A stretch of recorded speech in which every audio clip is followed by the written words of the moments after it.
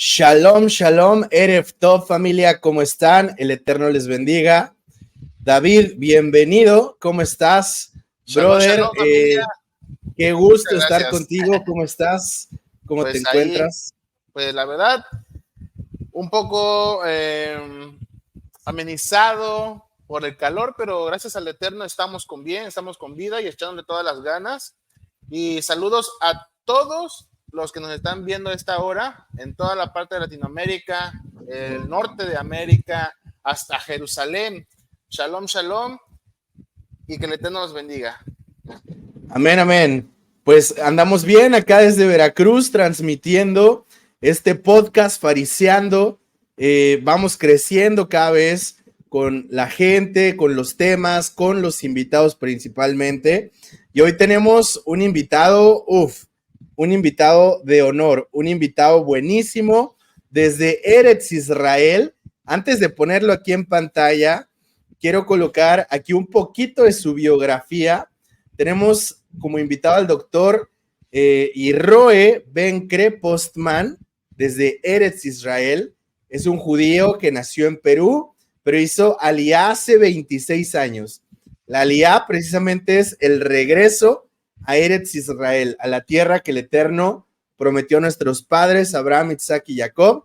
Es líder y además el fundador de la comunidad internacional Remzion Ministries y miembro activo del parte del liderazgo de JAD. Sus abuelos vienen de Europa hacia Perú. Después del Holocausto, su madre es peruana de origen etíope y su servicio al Eterno se ha extendido por más de 20 años como maestro y conferencista. Su esposa, Yomara, es de origen mexicano, por eso hay muchas comunidades de Remzion en Irapuato, en Ciudad de México y muchas partes de acá de México, precisamente por la conexión con su esposa. Y ella también está muy presente. Algo que me llama bastante la atención es que ambos han decidido tomar el liderazgo de Remzion como una pareja de servidores del Eterno. Ha sido de gran bendición a todo el pueblo de Israel, con una gran trayectoria en Yeshua y la Torah. Entonces, vamos a darle la bienvenida a nuestro amado Roe, el doctor Benjamín Kreposman. Roe, Shalom. bienvenido. Aleluya. Shalom, shalom. ¿Cómo estás? Bienvenido. Son las 11 de la noche allá en Eretz Israel, en el momento en el que estamos realizando esto. ¿Cómo te encuentras? ¿Con un poquito de sueño o listo para este podcast? Estoy cafeceando para poder estar fariseando. Muy bien. Yo ando teando, no sé cómo Muy se bien, diga, pero muy es bien. un té sabroso también. Ok. Perfecto, me parece perfecto. No, pues estoy contento, estoy feliz. Mi esposa estaba mirando la linda presentación y me parecía, pues, abundante, mucho. Y me dice, no, tú siempre omites que eres empresario de turismo. ¿Por qué? Porque de eso vivimos, me dice, de eso comemos. Entonces, pues sí, de verdad tenemos una empresa muy bonita con empleados en España, en la Florida y aquí en Israel para hacer turismo Israel. Y pues la verdad es que es como que no nos quedó más que hacer la empresa para poder dar un buen servicio educativo, ¿no? Yo tengo en el ramo del turismo 20 años, 21 años, y bueno, tenemos la empresa hace 9, ¿no? Eso fue. Ok, déjame preguntarte entonces, ¿tú organizaste el primer congreso de Hadas Israel? ¿Fue con tu empresa? No, fue con la empresa de un amigo, pero bueno, ahora es mi amigo, se hizo mi amigo desde que fui y colaboré para poder, bueno, yo llevé un autobús con gente de Oceana, porque y un poquito, bueno, gente de Oceana y Rención, Hetzi, mitad, mitad, y bueno, el grupo principal era de MC Shalom, y ellos venían con otra empresa, pero fue algo tan diferente, tan nuevo y al mismo tiempo tan de nosotros, de HAT, que me tocó dirigir el proyecto casi que completamente, ¿no? Entonces pues... Ok, muy bien. Pero sí podemos como contactarte en alguna red social si tenemos ganas de ir a Eretz Israel, o es únicamente en Israel o es en otras partes del mundo. Cuéntanos un Excelente, poquito. excelente pregunta. Bueno, nosotros hemos realizado ya viajes a todo el Mediterráneo, desde Inglaterra, España, o sea, con grupos pequeños y grupos más grandes en lo que es Francia, Italia, por causa de que a la gente le gusta conocer Roma, Venecia, y luego tenemos entonces Grecia, Turquía, Chipre, hemos llevado grupos grandes, y también a Jordania y Egipto. Y luego hemos llevado unos grupos pequeños a Dubái, o sea, ya hemos llegado a Dubái, entonces estamos muy agresivos, hemos crecido, sí, hemos avanzado. Wow, wow, no, pues está chévere. Así podemos ir y conocer el contexto histórico del mundo del primer siglo, de los lugares a los que visitaron los Talmidim de Yeshua y poder entender no nada más la parte escritural, que es la más importante, obviamente, pero también el contexto histórico de eso. A ver si nos dejas tus redes sociales precisamente de tu grupo, de tu empresa turística, para poderla compartir aquí. Y pues bueno, vámonos de lleno. La verdad, el tema de hoy, el que traemos, va a estar muy candente, va a estar bien padre, súper necesario para las raíces hebreas.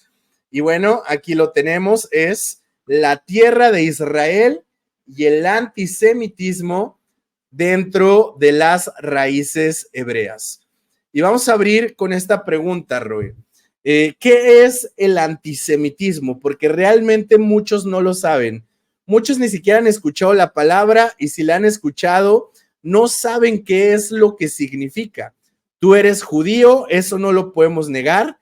El judío nace en cualquier lado del mundo, pero está fuertemente arraigado a Eretz Israel.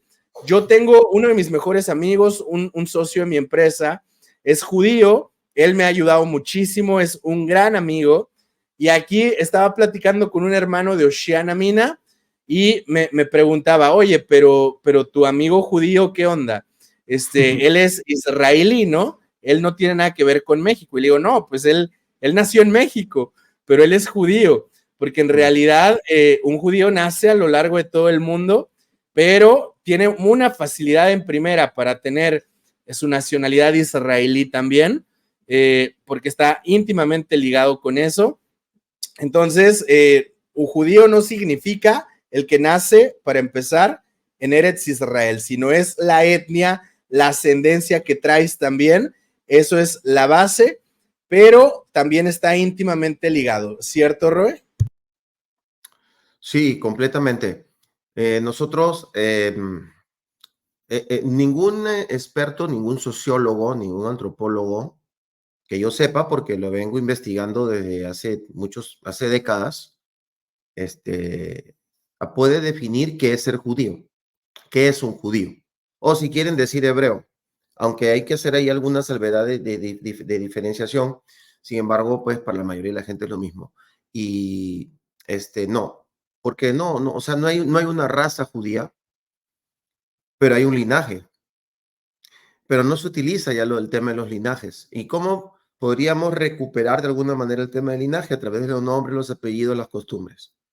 Entonces eso ha guardado a lo largo de estos siglos al pueblo más perseguido de la historia, ¿no? Al pueblo de Israel, al pueblo, una de las etnias o de los linajes o pueblos o naciones, porque antes de ser un país, nosotros fuimos una nación, una supranación a través del Keren Kayemet de Israel, que supo de alguna manera aglutinar a los judíos a nivel mundial.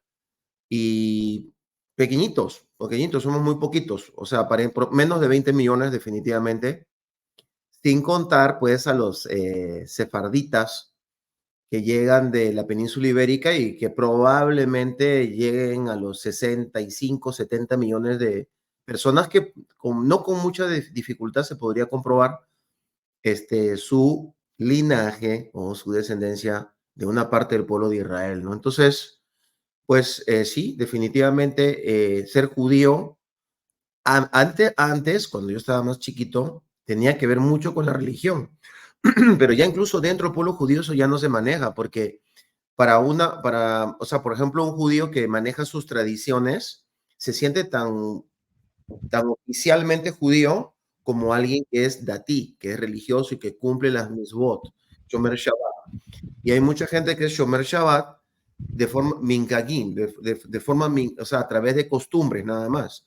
Pero a ver, dile que no es un buen Shomer Shabbat, se enoja. Él está en todo lo de la ley sin tener que hacer las 39, digamos, los 39 cercos que el judaísmo religioso le ha puesto al Shabbat, ¿no? Entonces, no, es muy complejo, es fascinante, y es muy interesante. Mira, yo nací en Perú, creo que tú dijiste que nací en México, en la que nació en México es mi esposa. ¿Está bien? No, tú en Perú y tu esposa Yomara de México. México, Sí. claro. Los peruanos, cuando se sientan a un lugar a hablar, hablan de comida. Siempre hablamos de comida. Pero los judíos hablamos de apellidos y de linajes, no lo puedes evitar. Entonces la gente se va parando y se va yendo, los que no son judíos, porque nos apasiona, es parte de nuestra vida, porque nos han querido quitar nuestra identidad desde siempre. Entonces tenemos ese complejo, pues llamémoslo así, y andamos siempre hablando, oye, ¿y tu apellido? ¿Y de dónde viene? Y no sé qué. No, pues yo creo que parezco árabe. No, brother, tú pareces más bien Mizrahi, tú eres taimaní. Y así, ese es nuestro rollo y hablamos siempre de eso. Y es parte de nuestro trauma, nuestra afición, ¿verdad? Y bueno, pues cuando una persona judía no está bien formada en su carácter, obviamente pues va a caer pesado, ¿no? Porque va a tratar de hurgar si realmente eres judío o no, ¿verdad? Y se lo pueden hacer a un rabino, no creas que solamente a mí que nací en Perú. Y eso es lo lindo para terminar de un judío. Y es por eso que nunca han podido con nosotros las otras minorías, o en todo caso los mismos árabes, llegado a otros países, porque nosotros cuando llegamos a un país, a mí, a ver, dime que no soy peruano, me enojo. Y soy israelí también, y judío, pues más, 101% judío, 100% israelí, 99% peruano, ¿verdad? Entonces es algo que vas a América y tú háblale a un gringo, ¿verdad? Que a un judío gringo que no es americano. O sea, es algo muy poderoso, muy bonito, porque nosotros manejamos nuestras costumbres dentro de la casa, no fuera. Entonces no nos incomoda desarrollar a nivel social completamente nuestra identidad nacional del país que nos acogió.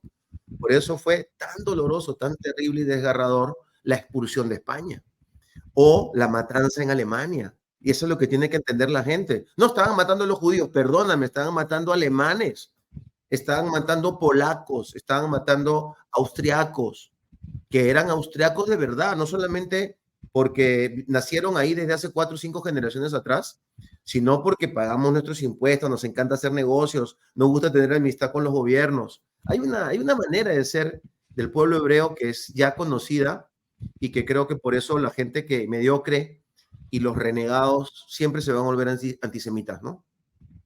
Claro, definitivamente. Tenemos a Barbanel y a su hijo, el león hebreo, le decían que ambos fueron consejeros de los reyes de España y fueron grandes comentaristas de la Torá, y ahí vemos siempre al judío cercano a la influencia política, al poder también económico, y reitero, tengo mucha admiración por mis hermanos del pueblo de Judá. Mi amigo me dice, yo soy ingeniero civil egresado de la Ibero, pero además en mis estudios hebraicos también cursé la carrera de físico-matemáticas y estoy haciendo ahora una carrera en derecho porque también necesito ver la parte legal para mis negocios. Y yo me quedo asombrado de eso y me dice, y eso no es nada, mis hermanos por mucho son superiores a mí. Y atrás de ellos hay más judíos y entre más indagas en el judío, el de atrás es superior al de adelante y el de atrás es superior al de adelante y siempre van creciendo y subiendo de nivel. Y vemos que en realidad la influencia del mundo, ¿quién logró conectar a las personas de un lado del mundo al otro? Un judío.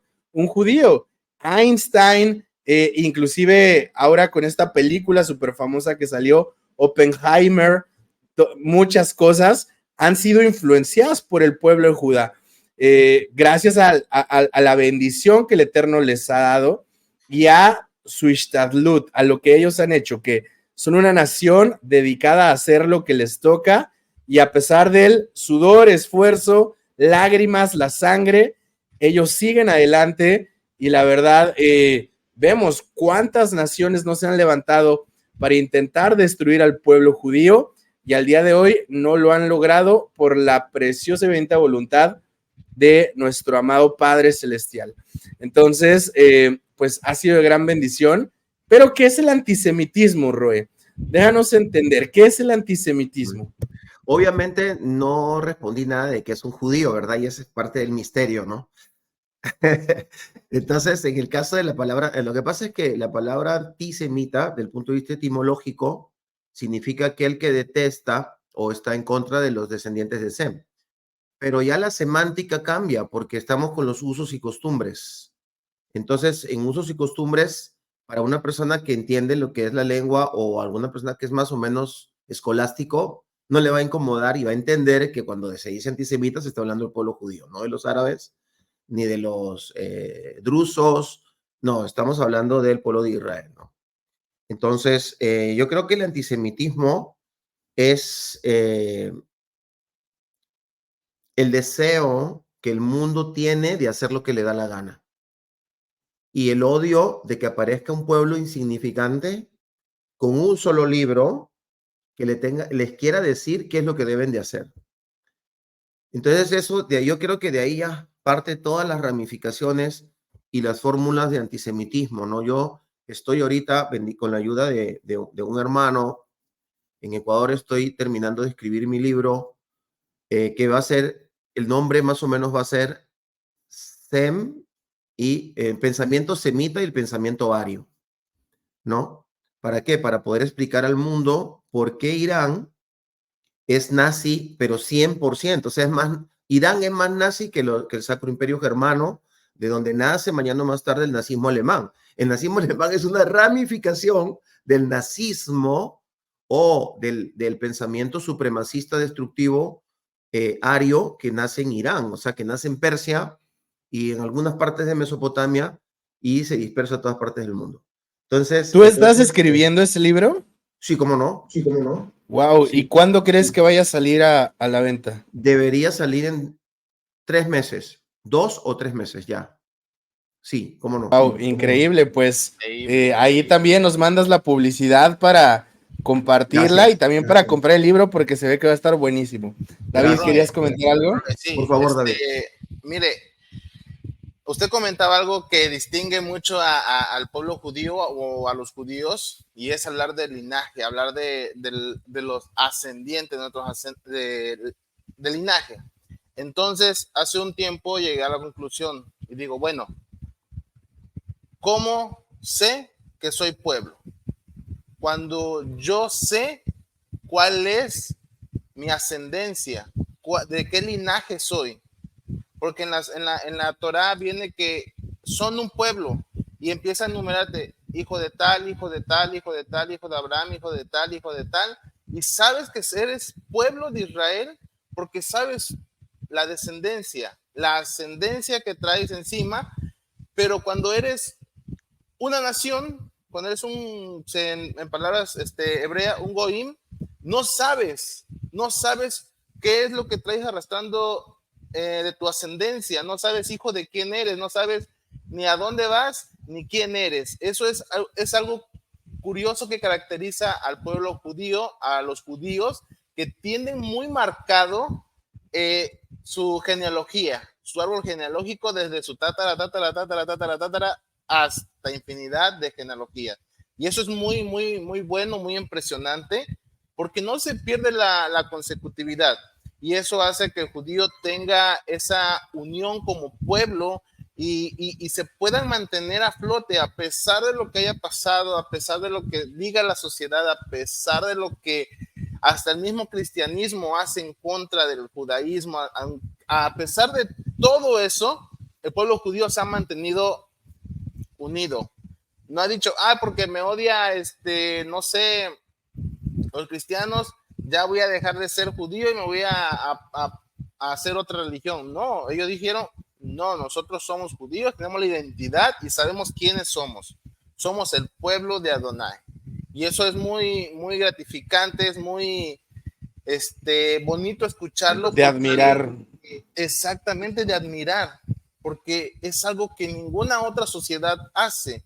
En cambio, si viene alguien y nos conquista a nosotros, decimos, no, yo rechazo todo lo que fue mexicano y me transfiero a este otro reino y ya ahí rechazo todo eso y me voy con el que El tenga caso más de poder. Texas. Ándale, exactamente. Y entonces eso es muy, muy admirable lo que es el pueblo de Judá, los judíos. Sí. Ok. Sí, sin embargo, sí hubo una época en la que principalmente en la península ibérica, en donde se les obligaba literalmente a los judíos a dejar su identidad y sus, perdón, y sus raíces. Y vemos que inclusive a la fecha de hoy hay muchas personas que son católicas o cristianas, pero tienen la costumbre de un viernes bajar un sótano y encender velas.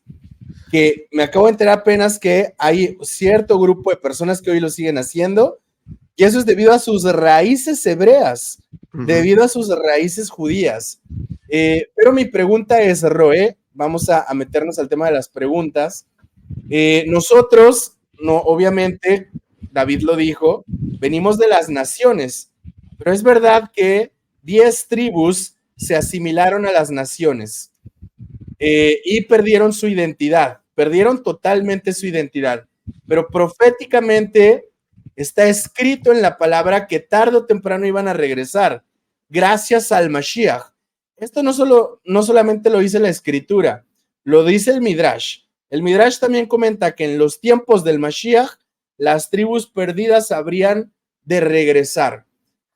Mi pregunta es, ¿crees en esto de las dos casas?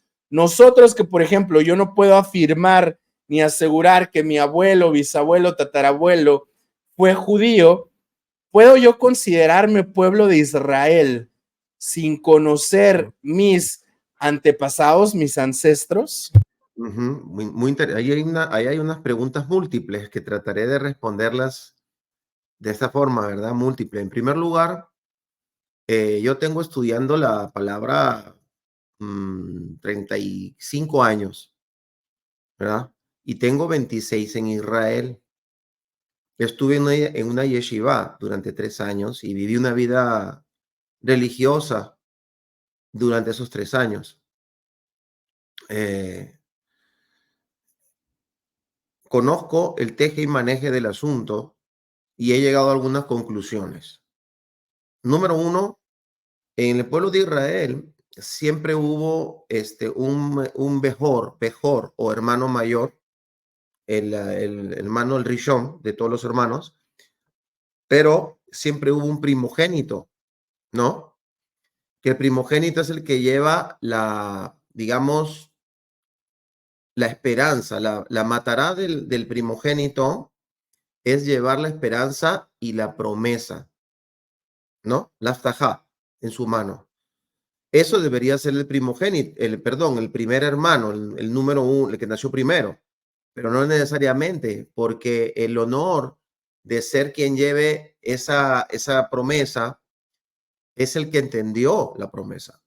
Por eso vemos de que de repente el hermano mayor literalmente el hijo mayor de Abraham fue Ismael, y eso no se lo quita a nadie hasta el día de hoy.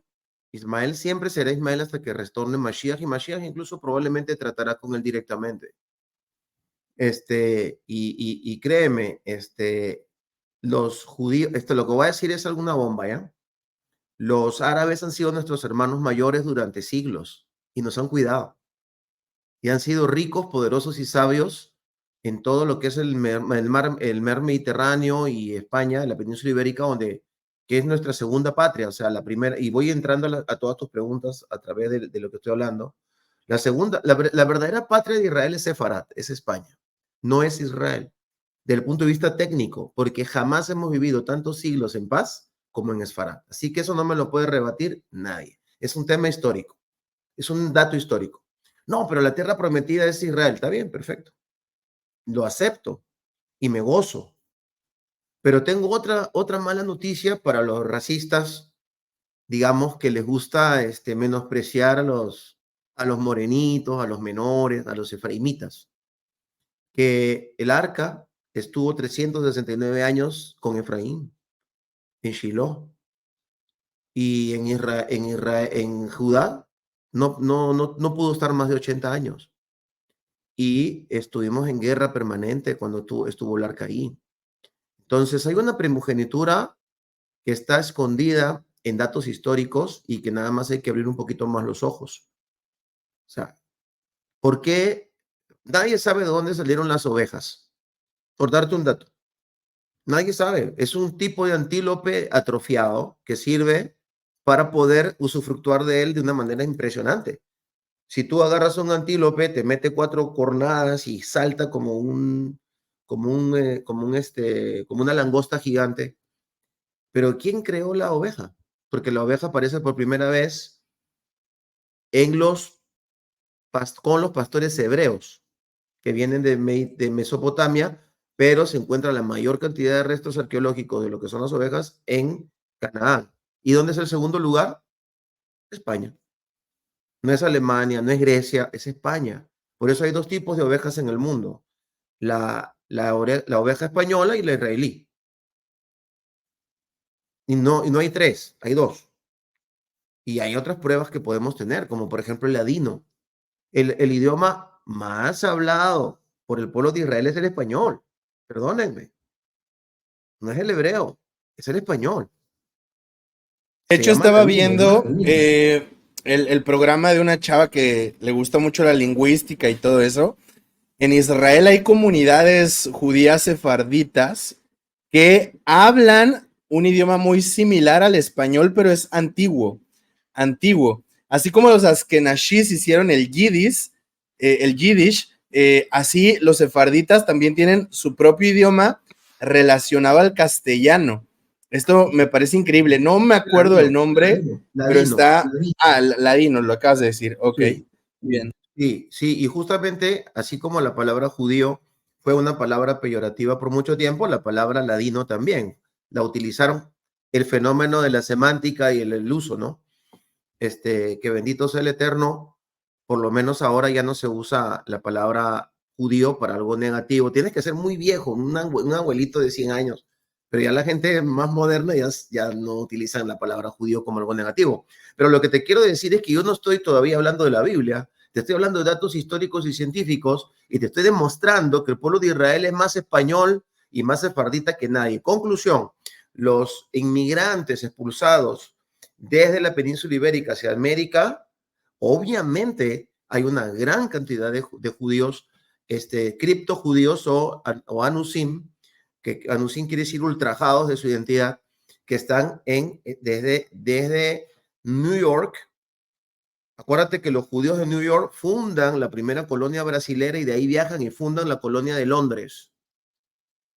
¿Y de dónde salen las primeras navieras del mundo? Las más importantes del mundo son las navieras inglesas. Y de ahí vienen todas las teorías de conspiración y todo. Pero estoy dando de datos duros, datos duros, bien historia. Estoy hablando de historia. Hechos comprobables. Y estoy hablando en sencillo. Entonces, de repente, entonces nos damos cuenta de que o sea, tienen que temblar los escépticos y los antisemitas de que salga un invento potente, más potente que el estudio del ADN, que de repente te puede decir tu origen, porque entonces hay mucha gente seria y de buena voluntad, perdónenme que no de nombres ahora, no los recuerdo, los tenía antes en la memoria, que dicen, no, hay 65, 70 millones de criptojudíos, anusim, ultrajados de su identidad en Latinoamérica. Entonces es natural de que de repente aparezcan personas como ustedes que parecen más judíos que nosotros, que se sienten más judíos que nosotros. Eso es normal, tenemos que aceptarlo. Nos da celos, al comienzo nos molesta, ¿verdad? Es natural, porque eso también eso sí está escrito en la Biblia también, pero amén, o sea, tenemos que entender que es una fuerza, es como una ola, es una ola, literal, es una ola que viene sobre nosotros hacia Israel hacia lo que es la identidad judía, y tenemos que recibirlos con amor. Y eso nos puede restaurar como hermanos mayores, ya que primogénitos no somos. El primogénito es Efraín. Ya, no, creo que a ti te respondí la mayoría de tus preguntas. Sí, claro, 65 millones contra 13 millones de judíos confirmados es prácticamente 5 veces el número de judíos que hay. Sería grandioso. Sin embargo, yo, por ejemplo, sí creo en las dos casas, en la casa de Efraín y en la casa de Judá, pero tú ahorita me hablaste específicamente de la casa de Judá, que es el reino del sur, los cuales se transformaron en judíos. Ojo, hay personas que piensan que en el reino del sur nada más había judíos, benjamitas y levitas, cosa que no es cierto, porque en el libro de Dibrei Hayamim, en la parte final dice que inclusive de la tribu de Efraín y otras tribus del norte, hubo un remanente que se pasó al reino del sur. Entonces, si nosotros creemos que los judíos solamente son 2 tribus y media, es mentira. En el judaísmo hoy hay las 12 tribus de Israel. Están las 12 tribus de Israel. Eso no lo podemos negar de ninguna manera. Sin embargo, también entiendo que hubo un pueblo que dejó de ser pueblo directamente por las palabras de Adonai, que le dijo, no serás más mi pueblo y no tendré más de ti misericordia. Y entonces vienen los asirios, los conquistan, y su método de conquista era tan perfecto que hacen que los citadinos, los residentes, se vayan a sus otras colonias y los dispersan con el objetivo de que no se unan para un contraataque o para venganza o para volver a tomar la tierra que les quitaron. Y además, no conformes con eso, de sus demás colonias traen gente y la ponen a habitar en Samaria, que en hebreo es Shomrón, ¿cierto? Y estas personas empiezan a ser comidas por leones y dicen algo no cuadra porque están siguiendo las costumbres de los lugares donde vienen. Entonces vamos a ponerles a un sacerdote, un cohen que les enseñe las costumbres del Dios de esta tierra para que las lleven a cabo. Y entonces empiezan a guardar la Torá, pero no dejan las costumbres de las ciudades de donde vienen. Y es cuando se forman los samaritanos, y por eso vemos en la época de Yeshua que los samaritanos y los judíos no se llevaban bien y tenían conceptos distintos. La samaritana dice, nosotros adoramos en el monte, ustedes adoran en el templo. Yeshua responde drásticamente, ustedes adoran lo que no saben, nosotros los judíos adoramos lo que sabemos.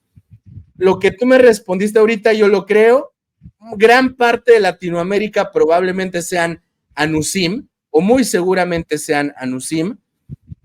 Sin embargo, ¿qué me dices precisamente de Efraín, de los que fueron conquistados por Asiria, de los que literalmente se asimilaron a las naciones y omitieron toda costumbre y raíz hebrea que traían?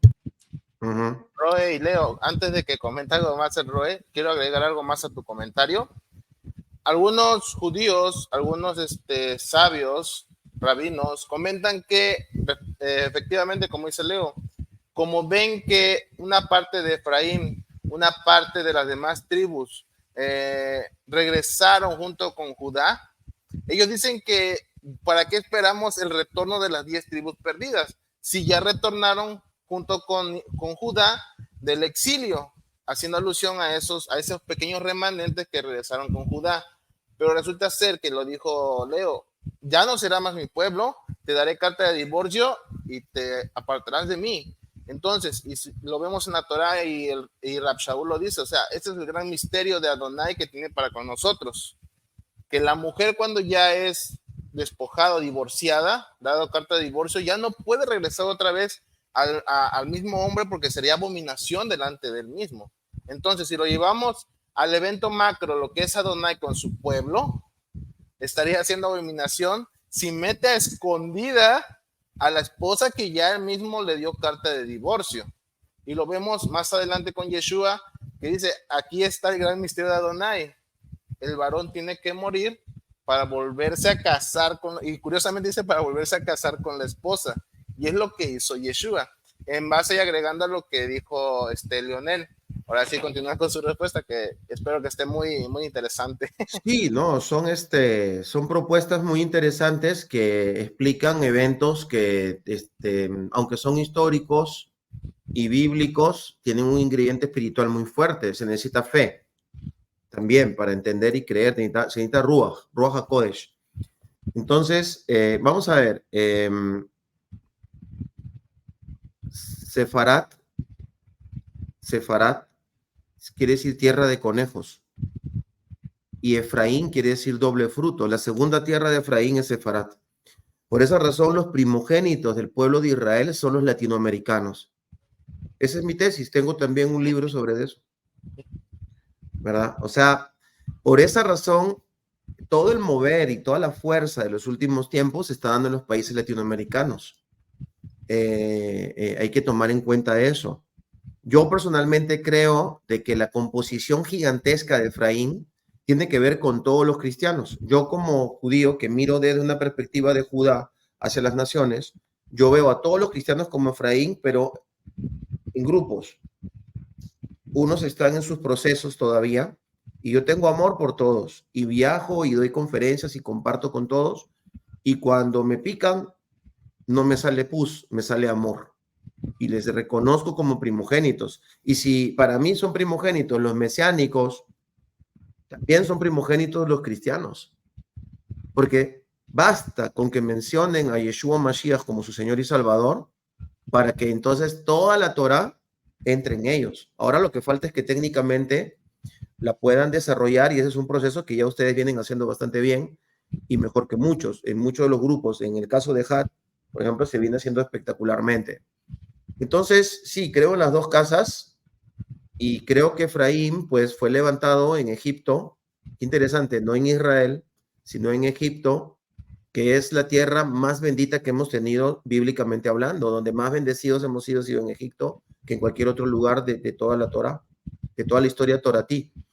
No es Israel. Yo siento mucho, yo soy muy pesado, soy muy antipático, porque yo tengo el método de Albert Einstein. Busco primero no la hipótesis, sino busco la antítesis. Vengo de la antítesis hacia la hipótesis, al revés.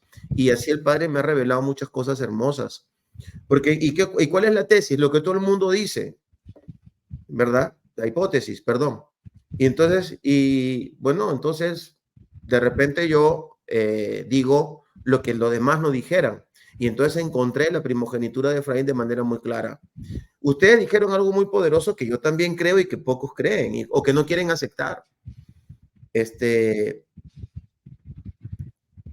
que lleva al pueblo de Israel hacia la tierra de Israel es un efraimita, hijo de Raquel, hijo de José, que se llama Joshua, que es el mismo nombre de Yeshua, es lo mismo, solamente que el otro está más arameizado, más antiguo.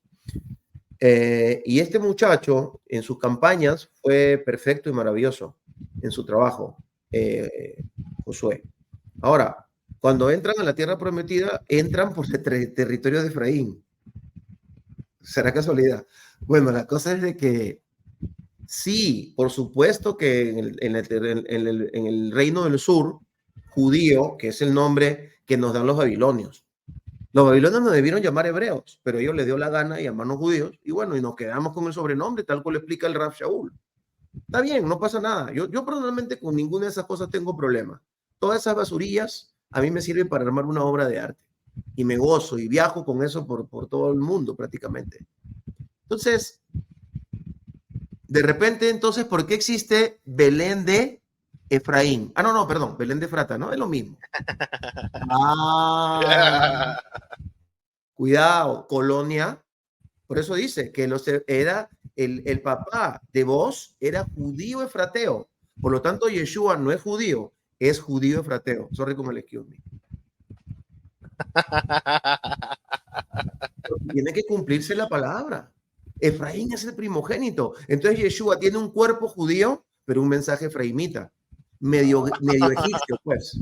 Sí. Y eso yo sé que le molesta mucho a las personas que estudian raíces hebreas, pero así como nosotros los judíos hemos tenido que aceptar que ustedes algunas cosas las saben mejor que nosotros, ustedes tienen que aceptar que la ecuación de Elohim para traer salvación al mundo es media egipcia. Hello. Ok. Porque Efraín era hijo de una egipcia.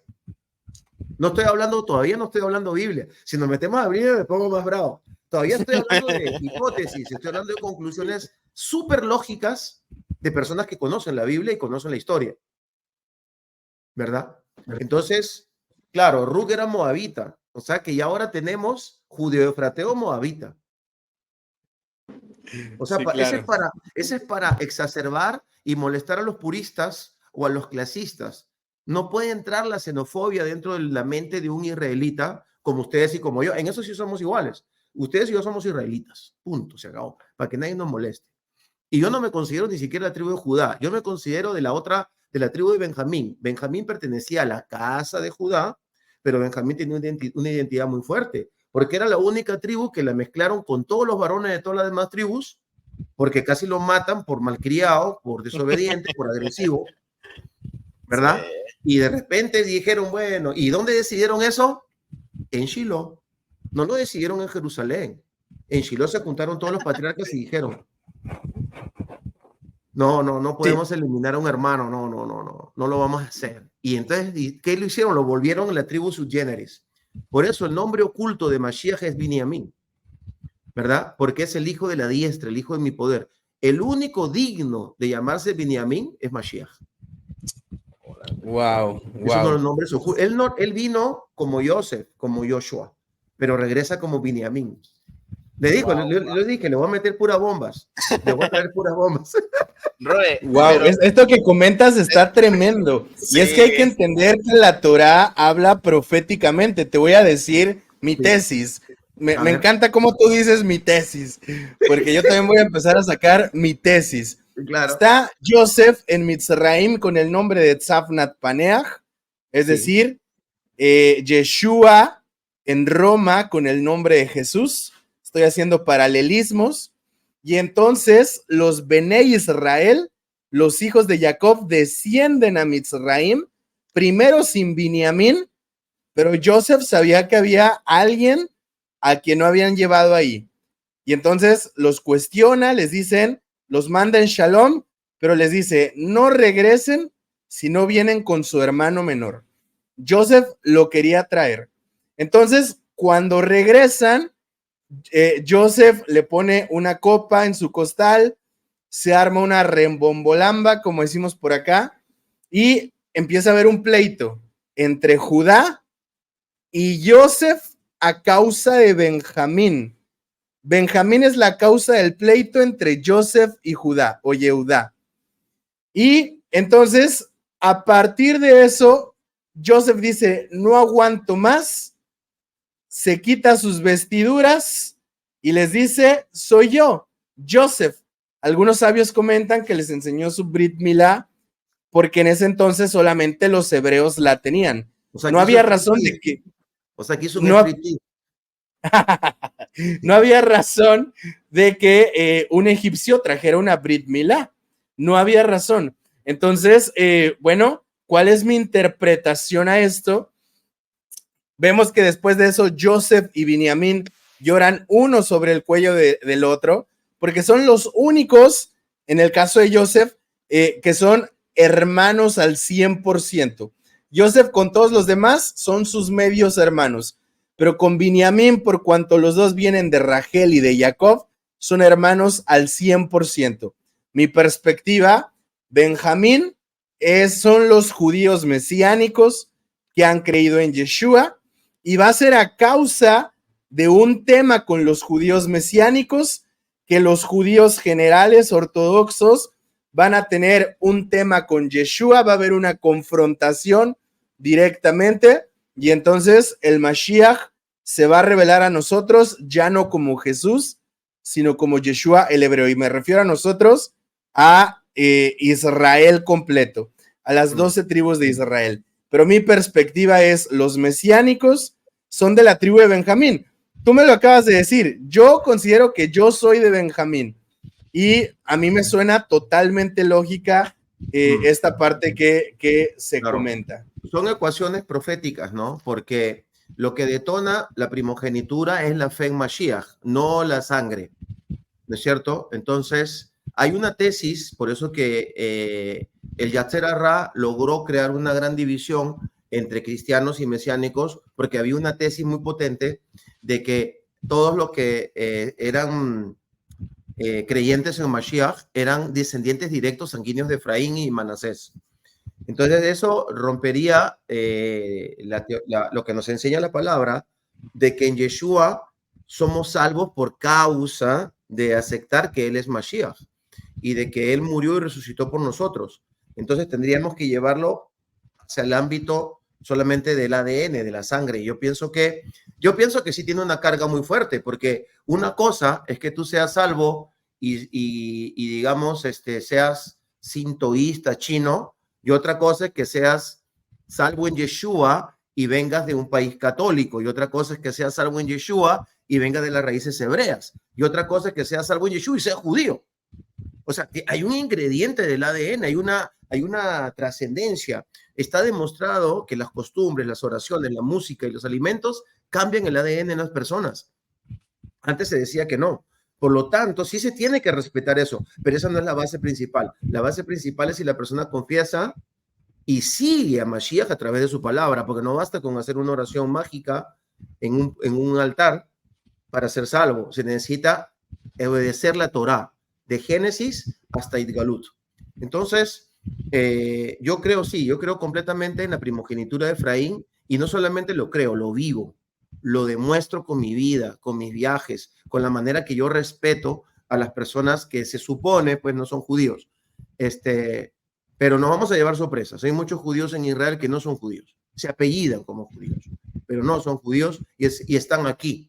Y bueno, algunos sin saberlo, pobrecitos, porque hubo una encastación o hubo una compra de nombres o X o tantas cosas que puede pasar y terminaron en Israel. Y de repente están pateando a los gentiles en las naciones porque los gentiles quieren acercarse a la Torá.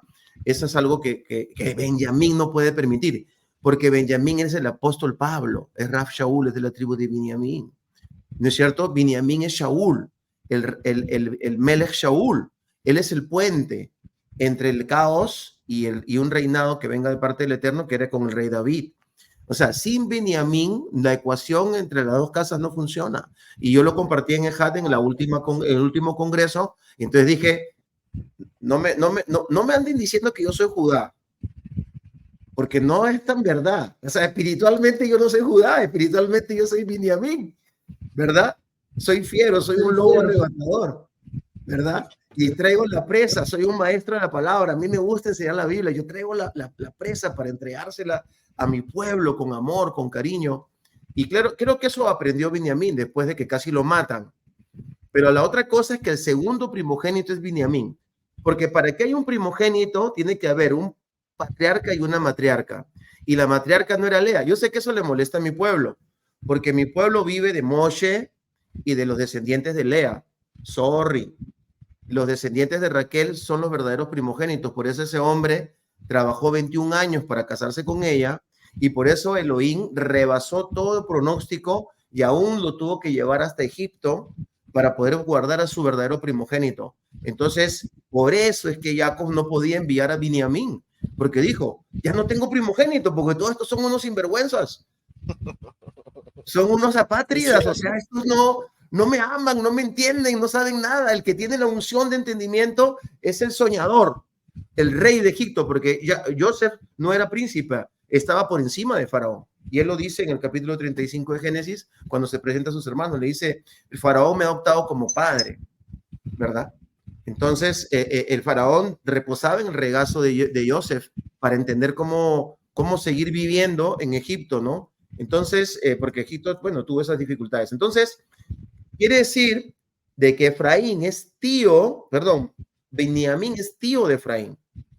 Entonces, si no estuviera José, ¿quién tiene que cuidar a Efraín? Binyamin, porque Binyamin es el segundo primogénito. Pero, claro, ahí están los dos Mashiach. Mashiach ben David, o sea, Mashiach ben Lea, Mashiach ben Joseph y Mashiach ben Binyamin. La primera venida como un siervo sufriente, que lo matan, que lo patean, que lo tiran en un hoyo, que lo venden, que lo visten de egipcio, porque lo que lo viste de egipcio es Elohim, y luego Elohim lo hace casar con la hija del sacerdote de On, que es lo que sucede en Roma, hablando de tu tesis, que es muy parecida a la mía, ¿verdad? O bueno, pues es que es el mismo espíritu, ¿no? Claro, hubo un matrimonio con Roma. Es más, ustedes no se imaginan cuánto los judíos aceptan a Roma en su ecuación profética para los últimos tiempos. Es más, dicen que Saúl es quien va a propiciar el retorno de Mashiach y que Saúl se va a sentar en la puerta. Eso dice el Midrash y parte del Talmud. Lo interrumpo así esporádicamente, pero hay algo que siempre hemos hablado con Leo. Vas y pregúntale a un sabio de Israel, a un judío, a un rab, y te va, oye, ¿dónde puede encontrar Mashiach? ¿Qué cree que responden? En cualquier lado, no, dicen a las puertas de Roma. Eso es lo curioso dentro de este tema, lo que usted estaba comentando ahorita. Exactamente. Roma está dentro de la ecuación. Exactamente, porque ellos saben que más o menos va a ser así. Entonces, ¿qué es lo que pasa? De que el tema nomás es la manera en que nosotros, voy a decir nosotros, ¿ya? Entramos en un proceso, le queremos llevar a ellos el mensaje de el nuevo nacimiento del cual hablaba el Rav Shaul y del cual habló Yohanan Amadvil, del cual habló Yeshua. ¿Por qué? Porque no podemos, pero eso lo permitió así el Eterno. Por eso no podemos despotricar ni atacar a los cristianos. Ese Señor que lo permitió así, ¿verdad? Tenía que haber un proceso. El Señor tenía que esperar. Escúcheme bien lo que le voy a decir. Esto es muy poderoso, con mucho respeto y cariño. Tenía que nacer el pueblo de Israel. Tenía que haber un stop de revelación hasta que naciera el pueblo de Israel de nuevo. Y si no hubiera nacido el pueblo de Israel, ustedes y yo no estaríamos en las raíces hebreas. Había un propósito, había que esperar. Entonces, todo forma parte de un plan. Es como que hay gente que habla mal de Egipto. A mí no me gusta que hablen mal de Egipto. Egipto es una de nuestras patrias. Ahí nos llamaron por primera vez pueblo. Ahí nos dieron de comer. Ahí todos los faraones nunca nos han hecho. Es más, los egipcios han participado en guerras apoyándonos a nosotros contra los asirios en algún momento. Y más, claro, no está registrado muy exactamente, pero algunos historiadores llegan a esa conclusión, porque Israel en algún momento dijo, y si voy a Egipto, bueno, entonces el Señor te dice a ti, ¿sabes qué? ¿Qué es Egipto para una persona en un sentido profético? Egipto es algo que fue bueno, pero que ya no lo necesitas, y si vuelves es idolatría. Tienes que seguir adelante. Entonces tú vas a esa tierra prometida y te encuentras con los asirios. ¿Y qué cosas son asirios? Los que siempre te van a incomodar para que tú cumplas tu propósito. Y esa es la ecuación de todo hombre de Elohim, de todo ministro, de toda persona que quiere enseñar Torah, que quiere vivir de acuerdo a la palabra del Señor o que la quiere transmitir.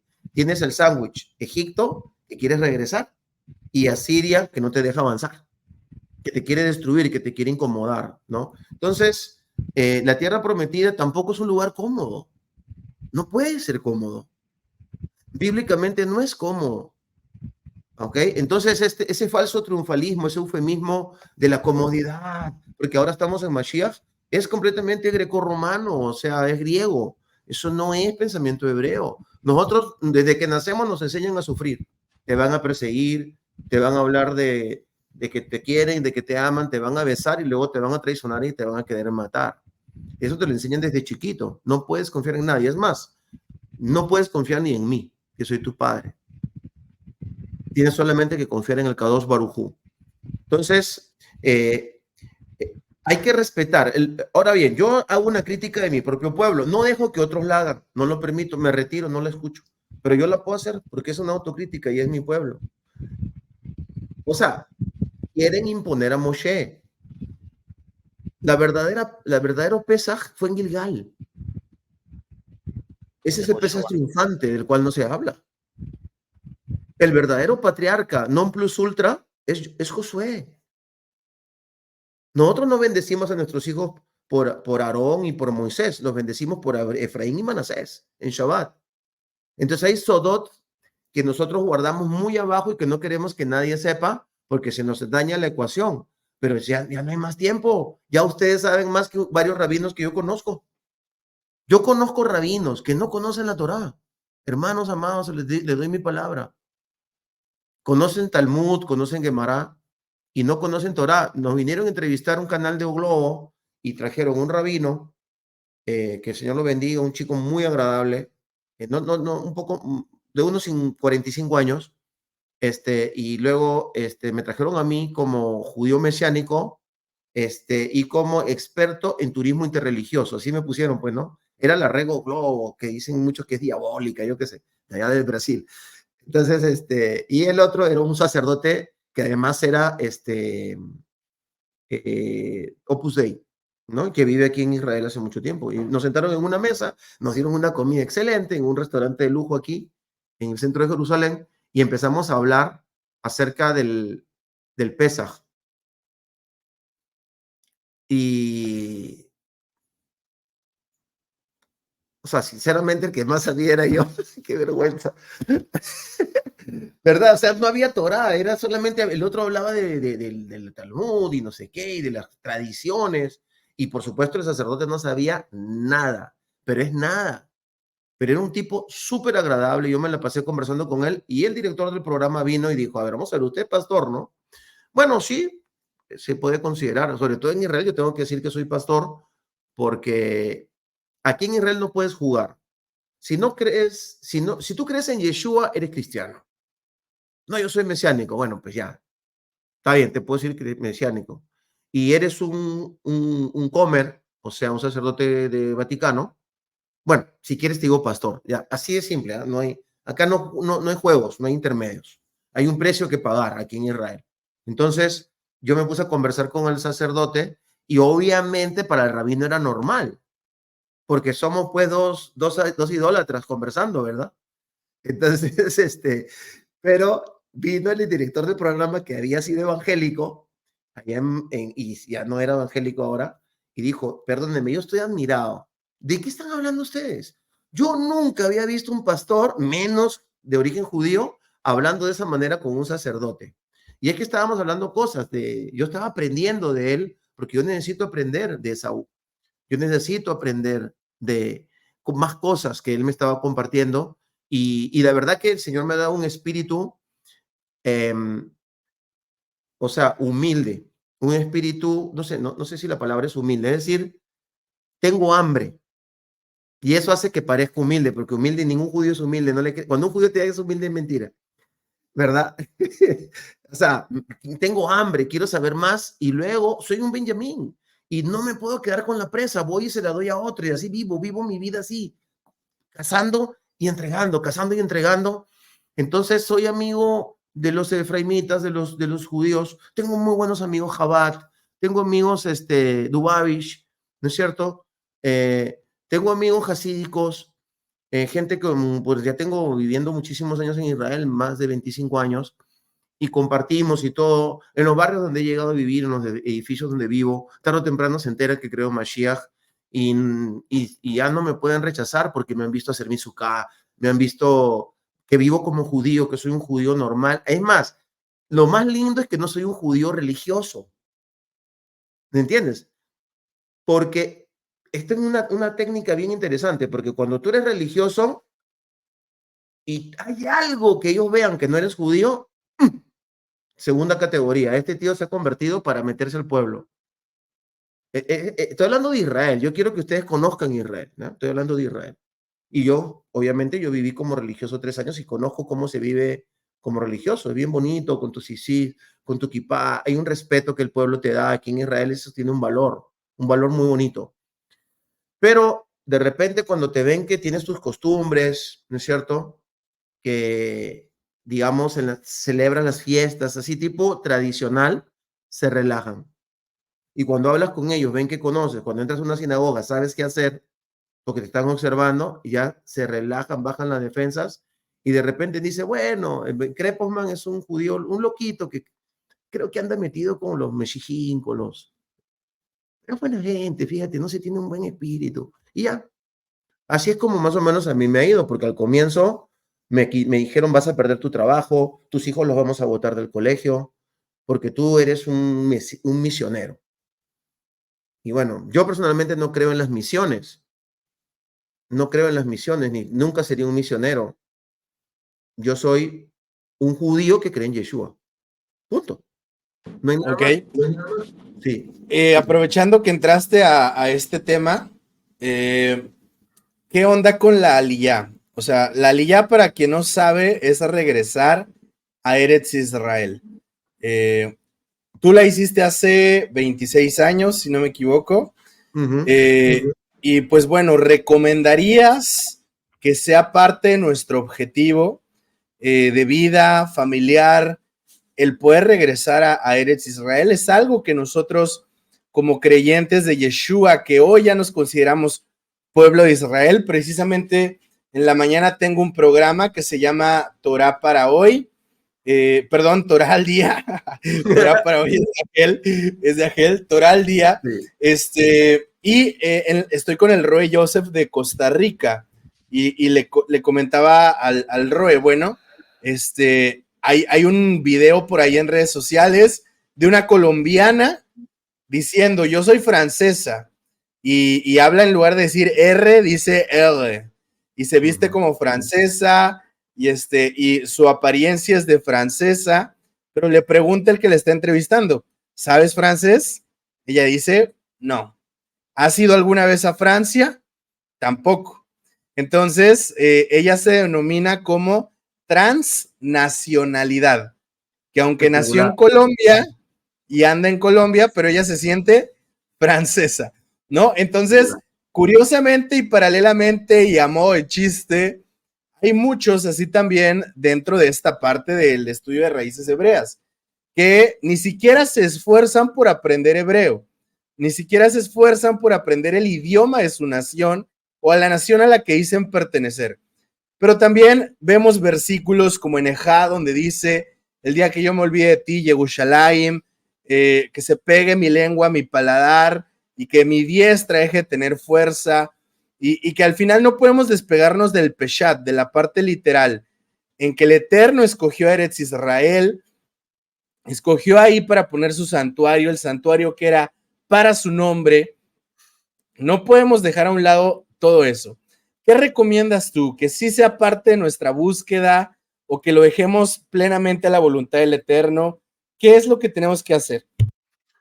Bueno, pienso que deberían venir una vez al año a Israel. No estoy haciendo publicidad en mi empresa, pero es bíblico. Incluso venir 3, ¿no?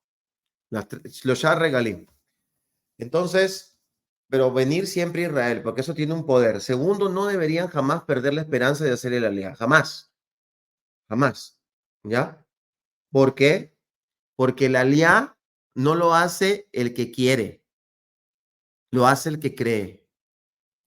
Hoy por hoy parece fácil para algunos de nosotros, pero para muchos de nosotros era imposible hace 50 años, hace 60 años, era una locura. ¿Mm? ¿Ok? Entonces, mi mamá, por ejemplo, no es de origen judío demostrado, mi mamá se convirtió al judaísmo, ¿no? Pero mi mamá, nosotros sabemos que es de origen etíope, ¿no? Que ese es un tema que me gustaría hablar un día, porque siempre a los etíopes se les ha puesto a un lado y son los judíos más puros de todos los que hay. Y es más, todos los etíopes descienden directamente del rey David. Entonces, entonces había un tiempo que era por la mamá, Por luego la se reina de volvió por el Saba, papá. ¿cierto? Ah, ¿cómo? Por la reina de Saba. Por la reina de Saba, claro, efectivamente. Pero además de eso, de que está en la Biblia, cuando tú vas a Etiopía, ellos te cuentan su historia de ellos, de su nación, y la historia de ellos es entre el rey Salomón y la reina de Saba, la historia nacional de ellos, ¿verdad? Muy bien, entonces, es por fe, es por fe. Hay que seguir creyendo. El Señor va a hacer algo, porque todos los israelitas tienen que llegar a Israel. Así Esa es, es mi Roy. opinión personal y lo creo firmemente. Y eso es muy, muy interesante porque, o sea, los propósitos del Eterno siempre son, como usted lo dijo hace un momento, para ir en aumento, no retroceder, porque eso ya, como dice usted, sería idolatría. No, es avanzar, aunque el que nos incomoda, rebasarlo y seguir adelante. Pero fíjese que ahorita hablando de las naciones, hablando de cuál exactamente Aliyah y todo eso. Bueno, realmente, ¿contra quién es la guerra, Roy? ¿Con Israel? ¿Judíos? ¿Cristianos? ¿Palestinos? ¿Cuál es la guerra realmente en Israel? ¿Cómo usted cómo ha vivido la guerra junto con su familia? ¿Cómo ha vivido todo esta bomba de pensamientos, de opiniones, de tantas cosas que habla todo el mundo, pero nadie está ahí para realmente experimentarlo, nadie está viviendo eso como usted mismo está viviendo ahí en Israel? ¿Qué nos puede comentar acerca de todo eso, Roy? Aún, ¿cómo te has sentido? ¿Cómo te sentiste cuando todas las bombas con los drones iban en camino? Cuéntanos, Roy. Sí, algo muy misterioso, muy, muy misterioso. Yo tenía mucha paz porque yo estaba transmitiendo en vivo cuando los drones estaban viajando para acá. Y pueden ver mi rostro, mis palabras. Mi esposa no quería levantarse de la cama. Le dije, por lo menos, tenemos que ir al refugio. Me dijo, no. Y ¡pum! Empezamos a sentir los sonidos. Y otras veces hemos tenido más miedo. Yo tuve terror. He tenido miedo algunas veces en Israel, ¿cómo no?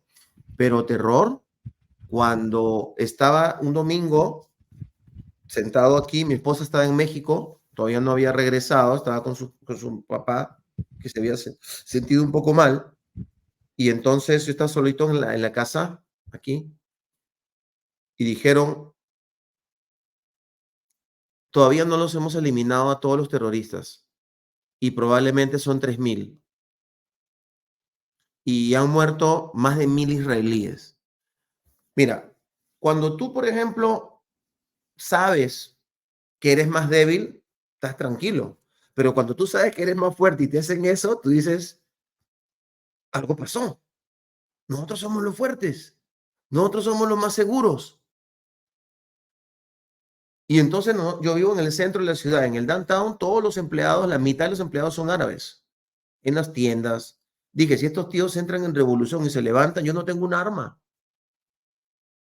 Así que agarré 2 cuchillos, ¿no es cierto? Un palo, cerré bien mi puerta y dije que de repente me va a tocar luchar por mi vida. Y sentí terror, ¿verdad? Entonces, lo cuento, a mí no me da, ya me están conociendo, ya ustedes creo que ya me conocen, ya soy su tío ya, de tiempo, ya como 4 años, ¿verdad? Amén, amén. ¿Verdad? Sí, sí, Entonces, sí. Amén. pero el día que Irán mandó los drones y luego sabíamos que podían venir los Maliuska, podían venir los que salen a la estratosfera, ahorita me he olvidado porque cuando tengo el programa me preparo, pero los que salen a la estratosfera, luego los que vienen directos, que son más o Los menos 2 horas y media, balísticos. nosotros son 12 minutos nada más. ¿Cómo se llaman? ¿Los cuales? Los balísticos, los misiles balísticos. Misiles balísticos, claro. Entonces, y entonces estábamos, no sé, dijimos, bueno, o será que ya, pues, ya nos sacaron lo que tenemos dentro. Ahorita Israel lo que quiere es pelear, todos. Queremos pelear hasta que se acabe jamás. Nunca le perdonaríamos al primer ministro, ni al gobierno, ni a nadie que no eliminemos a Hamás.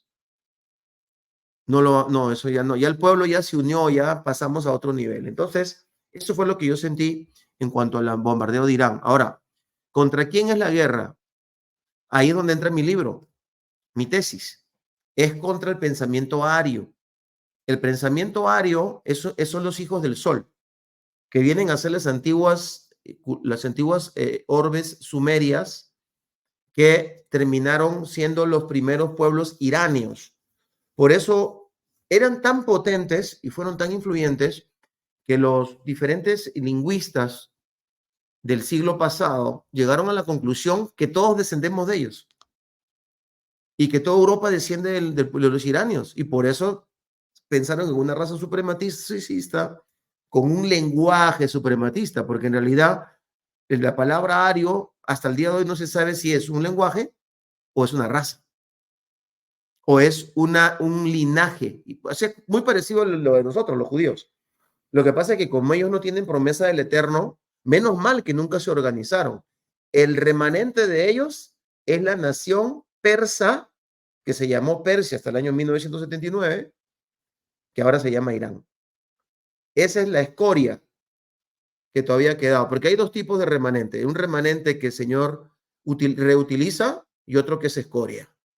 Ese remanente es escoria. Los ayatolas son escoria de este mundo, ¿verdad? Y ellos no detestan a los judíos, detestan a la humanidad entera.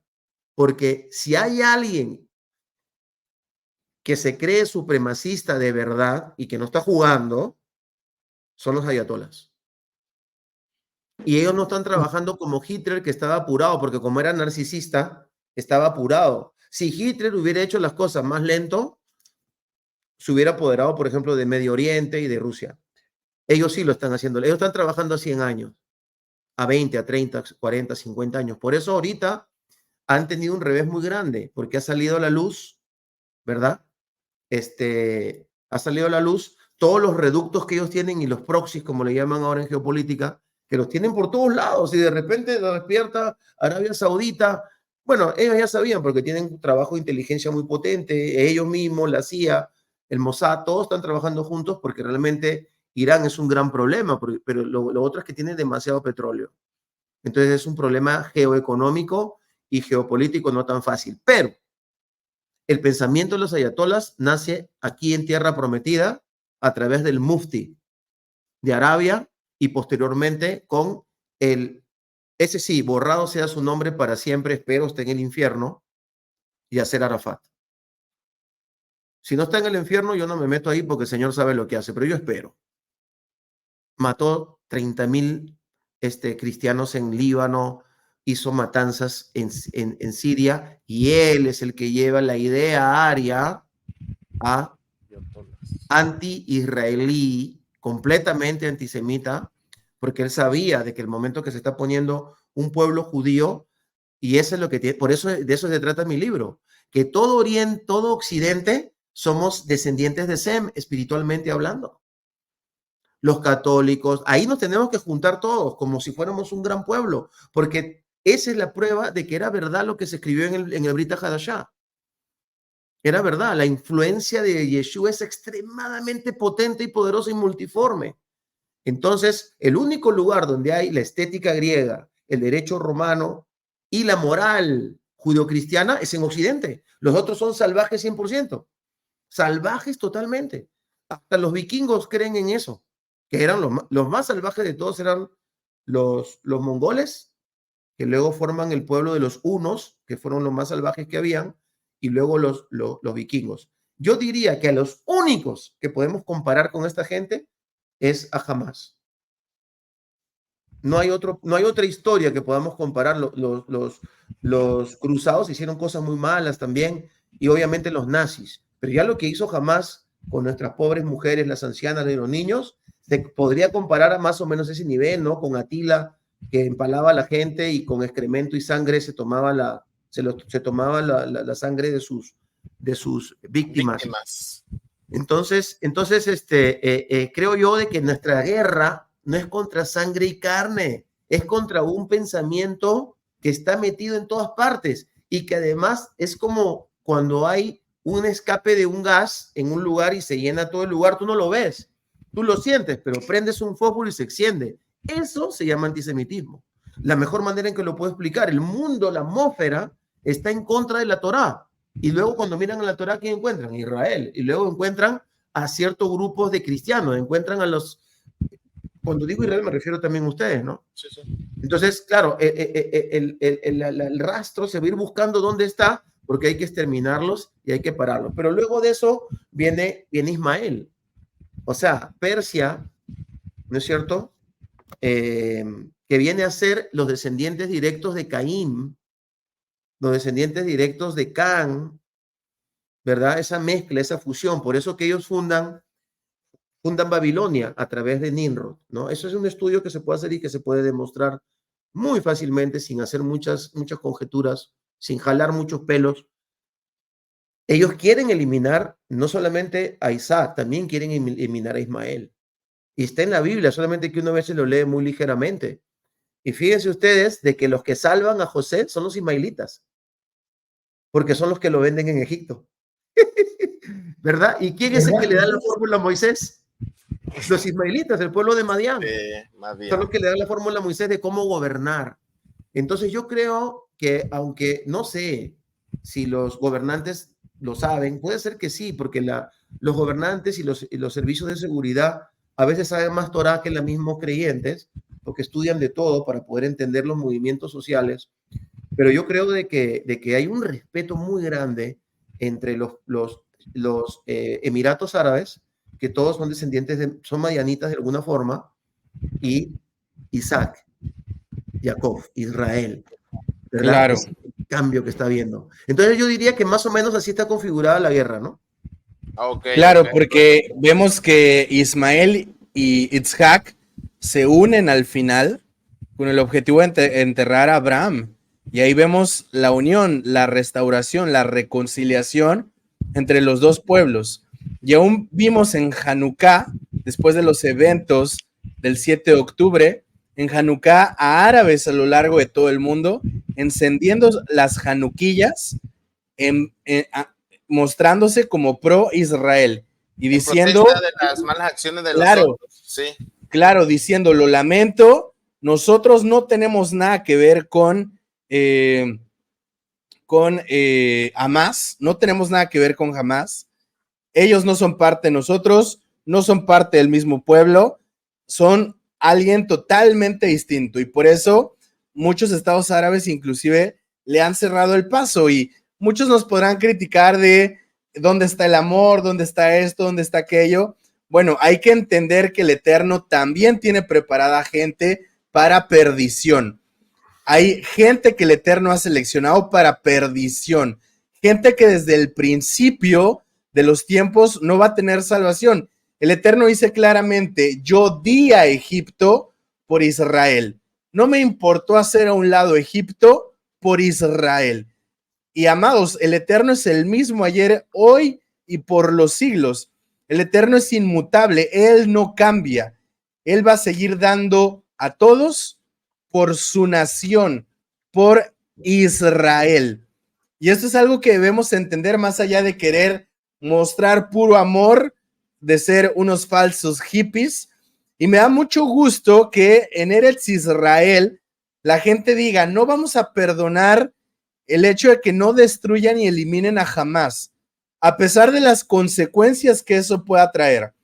Porque vemos a los movimientos estudiantiles a lo largo de todo el mundo levantándose en pro Palestina, lo cual me da mucho coraje, lo cual no soporto ver a un universidades como pro Hamas también, ¿eh? Pro Hamas, aún como la UNAM, aún como la UNAM. Entonces, no podemos estar a favor de eso, no podemos estar a favor del terrorismo, no podemos estar a favor del antisemitismo y mucho menos personas que estudiamos Torah. Todo eso debe salir de nuestra mente y me gustó mucho lo que dijiste en el Congreso de Had. ¿Quieres ayudar a Israel verdaderamente? Vengan a Israel, estén aquí en Israel, vengan a visitar a Israel, es la mejor manera en la que ustedes van a poder ayudar y es algo que de verdad debemos de ponernos como objetivo, el ir a la tierra de nuestros padres, que el Eterno dio a nuestros padres, Abraham, Isaac y Jacob. Y mi pregunta es, Roe, dijiste, no los vamos a perdonar si no eliminan a Hamas. El hecho de eliminar a Hamas es un gran riesgo para el pueblo de Israel, porque si hoy de por sí los movimientos estudiantiles, el feminismo, el movimiento LGBT, HZW, como sea, están a favor de una Palestina que ni Palestina mismo lo soportaría a ellos, pero por alguna razón la sociedad está demasiado loca para creer que sí, y esto, el eliminar a Hamas, traería una consecuencia negativa. Eso me quiere decir que entonces Israel es consciente de que un día las naciones completas se levantarán en contra de Israel. Me gustaría saber tu perspectiva respecto a esto. Estaba leyendo Zacarías 14 en la mañana, donde dice que precisamente la mitad de los ciudadanos va a morir en Jerusalén. Y entonces vendrá el Mashiach, y entonces llorarán como se llora por el unigénito, y mirarán al que traspasaron, pero no sin antes tener este sufrimiento. Por eso, a mí me encantaría estar en Eretz Israel, a mí me encantaría ser Aliyá, porque es bien clara la escritura cuando dice, cuando una parte del pueblo se duele, todo el pueblo se duele con esa parte, todo el cuerpo se duele con esa parte. Entonces, no nada más estar acá en México en mi comodidad, sino estar en Israel, verdaderamente sufriendo con mis hermanos, y si toca, pues toca, Gamsuleto va. El Eterno es bueno y el Eterno nos va a resucitar en el tiempo establecido. No tengo miedo de la muerte porque viene la resurrección. Y la resurrección es la base de mi emuná. La resurrección es la base de mi fe. Entonces, yo quiero ir a Eretz Israel, voy a morir. Amén. Muero para Mashiach y el vivir es ganancia. No debemos de tener miedo absoluto de eso. Entonces, el pueblo de Israel es consciente de que las naciones tarde o temprano en su plenitud se van a levantar en su contra. ¿Qué se habla de eso y cuál es tu perspectiva, Roy? Muy bien. Bueno, espero que haya quedado claro mi perspectiva sobre lo que es la guerra, ¿no? Que es una guerra de dos hemisferios gigantescos, de la luz y la oscuridad. Y efectivamente, toda persona que en este momento, y ahí viene la parte geopolítica, donde tenemos el progresismo, el comunismo mutante, izquierdistas mutantes, y luego viene lo que es el posmodernismo, y todo eso que se ha unido ahora a los árabes. Pero los árabes radicales, a los árabes chiitas radicales, ellos van a querer eliminarlos a ellos también, ¿no? Por eso es que jamás va a haber una unidad verdadera entre China e Irán. Nunca la va a haber. Y si la hay, entre ellos luego se van a exterminar. Entonces, o entre Irán y Rusia, ¿no? Eso es algo que me gustaría algún día que podamos hablar porque tengo mis propias tesis y de lo que las personas llaman Gog y Magog, que es como una especie de explicación que siempre se trata de que cuadre. Y no creo que todo tiene que cuadrar, siempre va a haber un misterio porque todo está en las manos del Eterno. Muy bien, ahora, pienso yo de que en el momento que decimos van a venir contra nosotros, el único pueblo en el mundo que está preparado para eso es el pueblo de Israel, antropológicamente, porque desde niñitos nos lo enseñan y porque no confiamos en nadie y porque, o sea, no sé, es como que ya sabemos que nos van a traicionar. Por antonomasia, quiere decir que nos prepararon para que nos persigan. Está en el ADN, lo sentimos dentro de nosotros. Es una cosa muy rara. Por eso cuando alguien se va a convertir al judaísmo, le dicen, ¿estás seguro? Porque ser judío es una de las peores cosas de este mundo. Es una carga muy terrible. Hasta el último momento, cuando van a entrar a hacer el Beidín, para que la persona se convierta, le vuelven a repetir, le dicen, ¿estás seguro? Piénsalo bien, no puedes volver atrás, ¿verdad? Porque es eso, abrazar al pueblo de Israel significa abrazar una persecución subterránea, subliminal, constante, y llegado su momento incluso material, efectiva, tal como el caso del Holocausto o lo que esta gente viene queriendo hacer con nosotros aquí en Medio Oriente.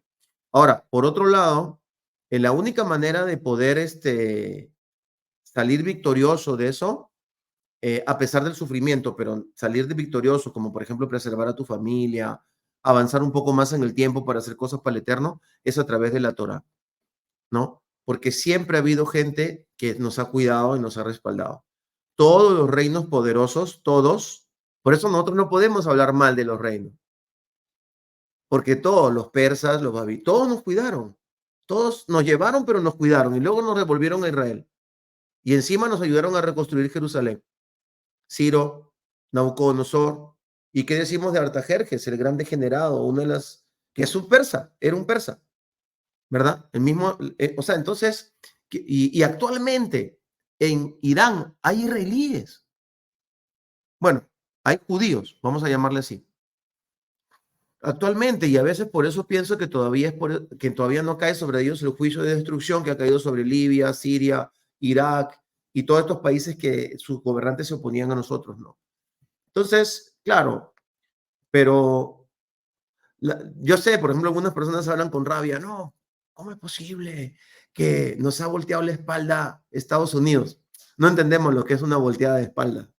El hecho de que juegue con las palabras Biden o que Biden responde a intereses de otros grupos que viven en Estados Unidos o que viven en algún lugar del mundo y dirigen Estados Unidos, no, o sea, ellos han sido bastante nobles con nosotros hasta el momento. O sea, producto de elaboración que todavía no ha llegado nuestro tiempo de destrucción y porque el único que nos podía destruir ahorita, el único país que nos puede destruir es Estados Unidos, porque Estados Unidos tiene 3 ejércitos. Tiene un ejército en Estados Unidos, tiene un ejército en Medio Oriente.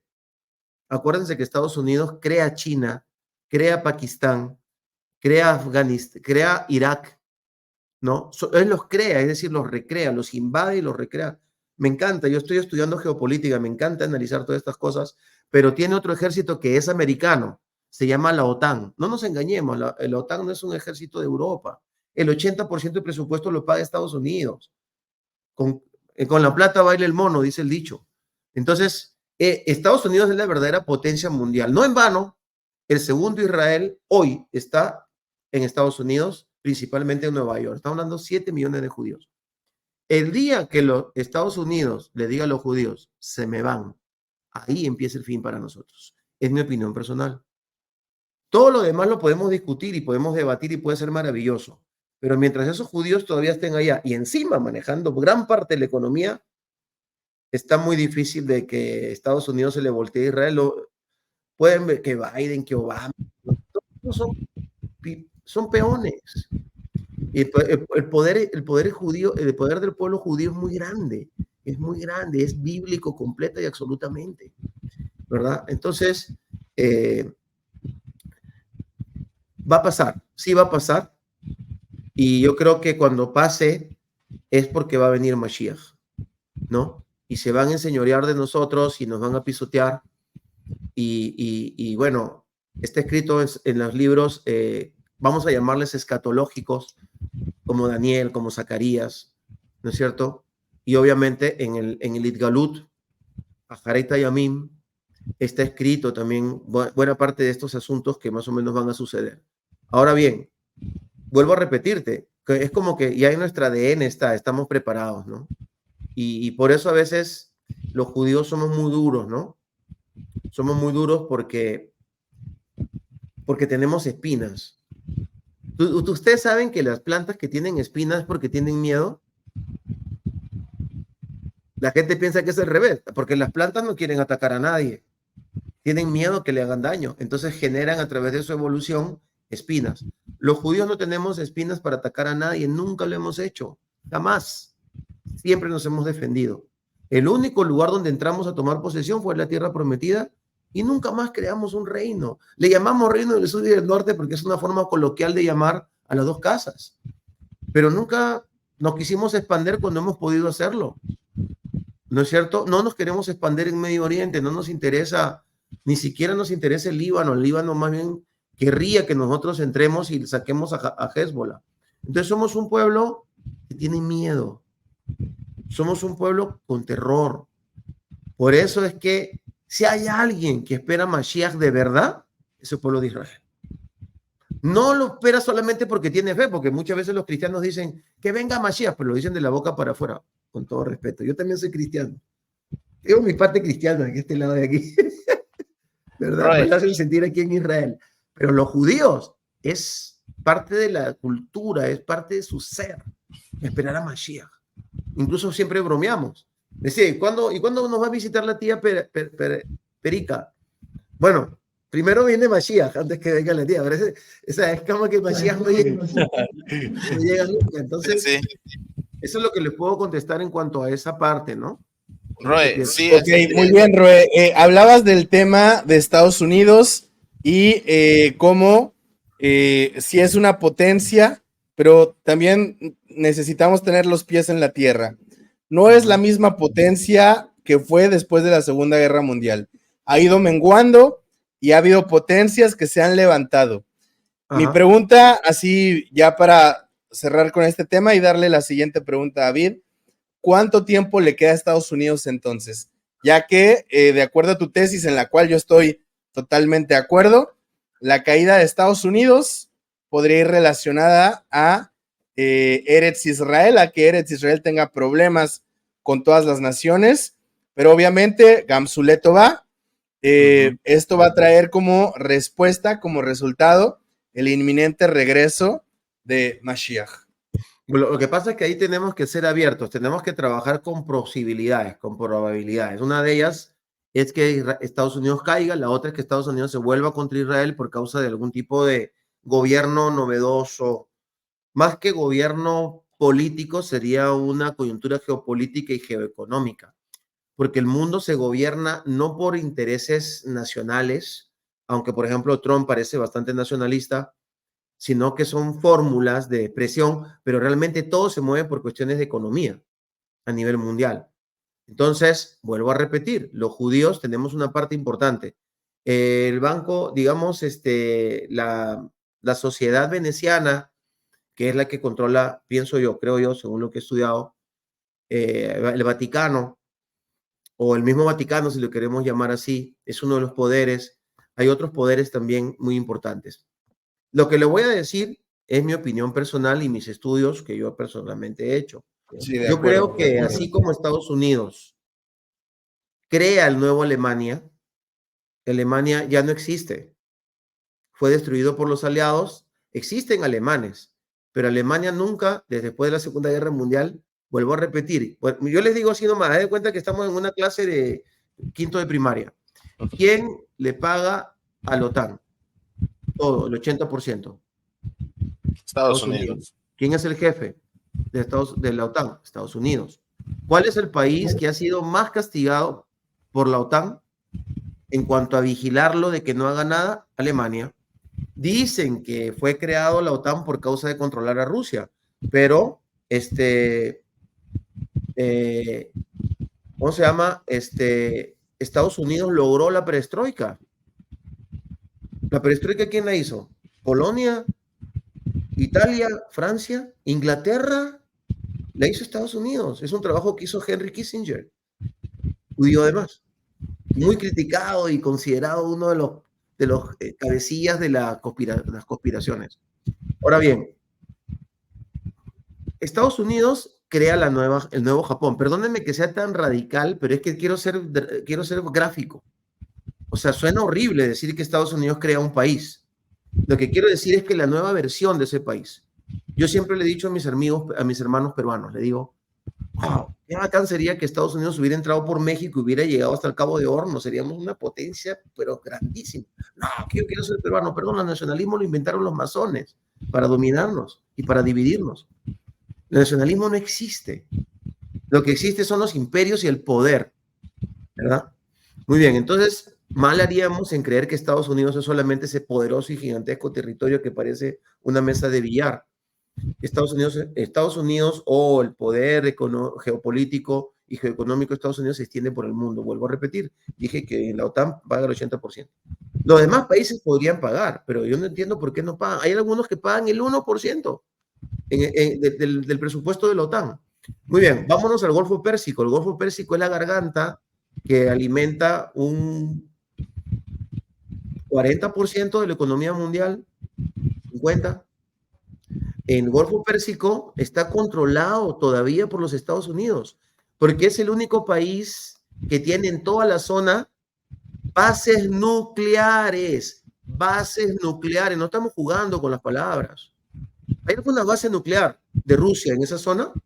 ¿Hay alguna base nuclear de Rusia? Decían que en Cuba, eso se lo inventó la CIA, para poder hacer algunas estrategias geopolíticas, como que Cuba va a tener misiles nucleares en el tiempo de Kennedy, ¿no?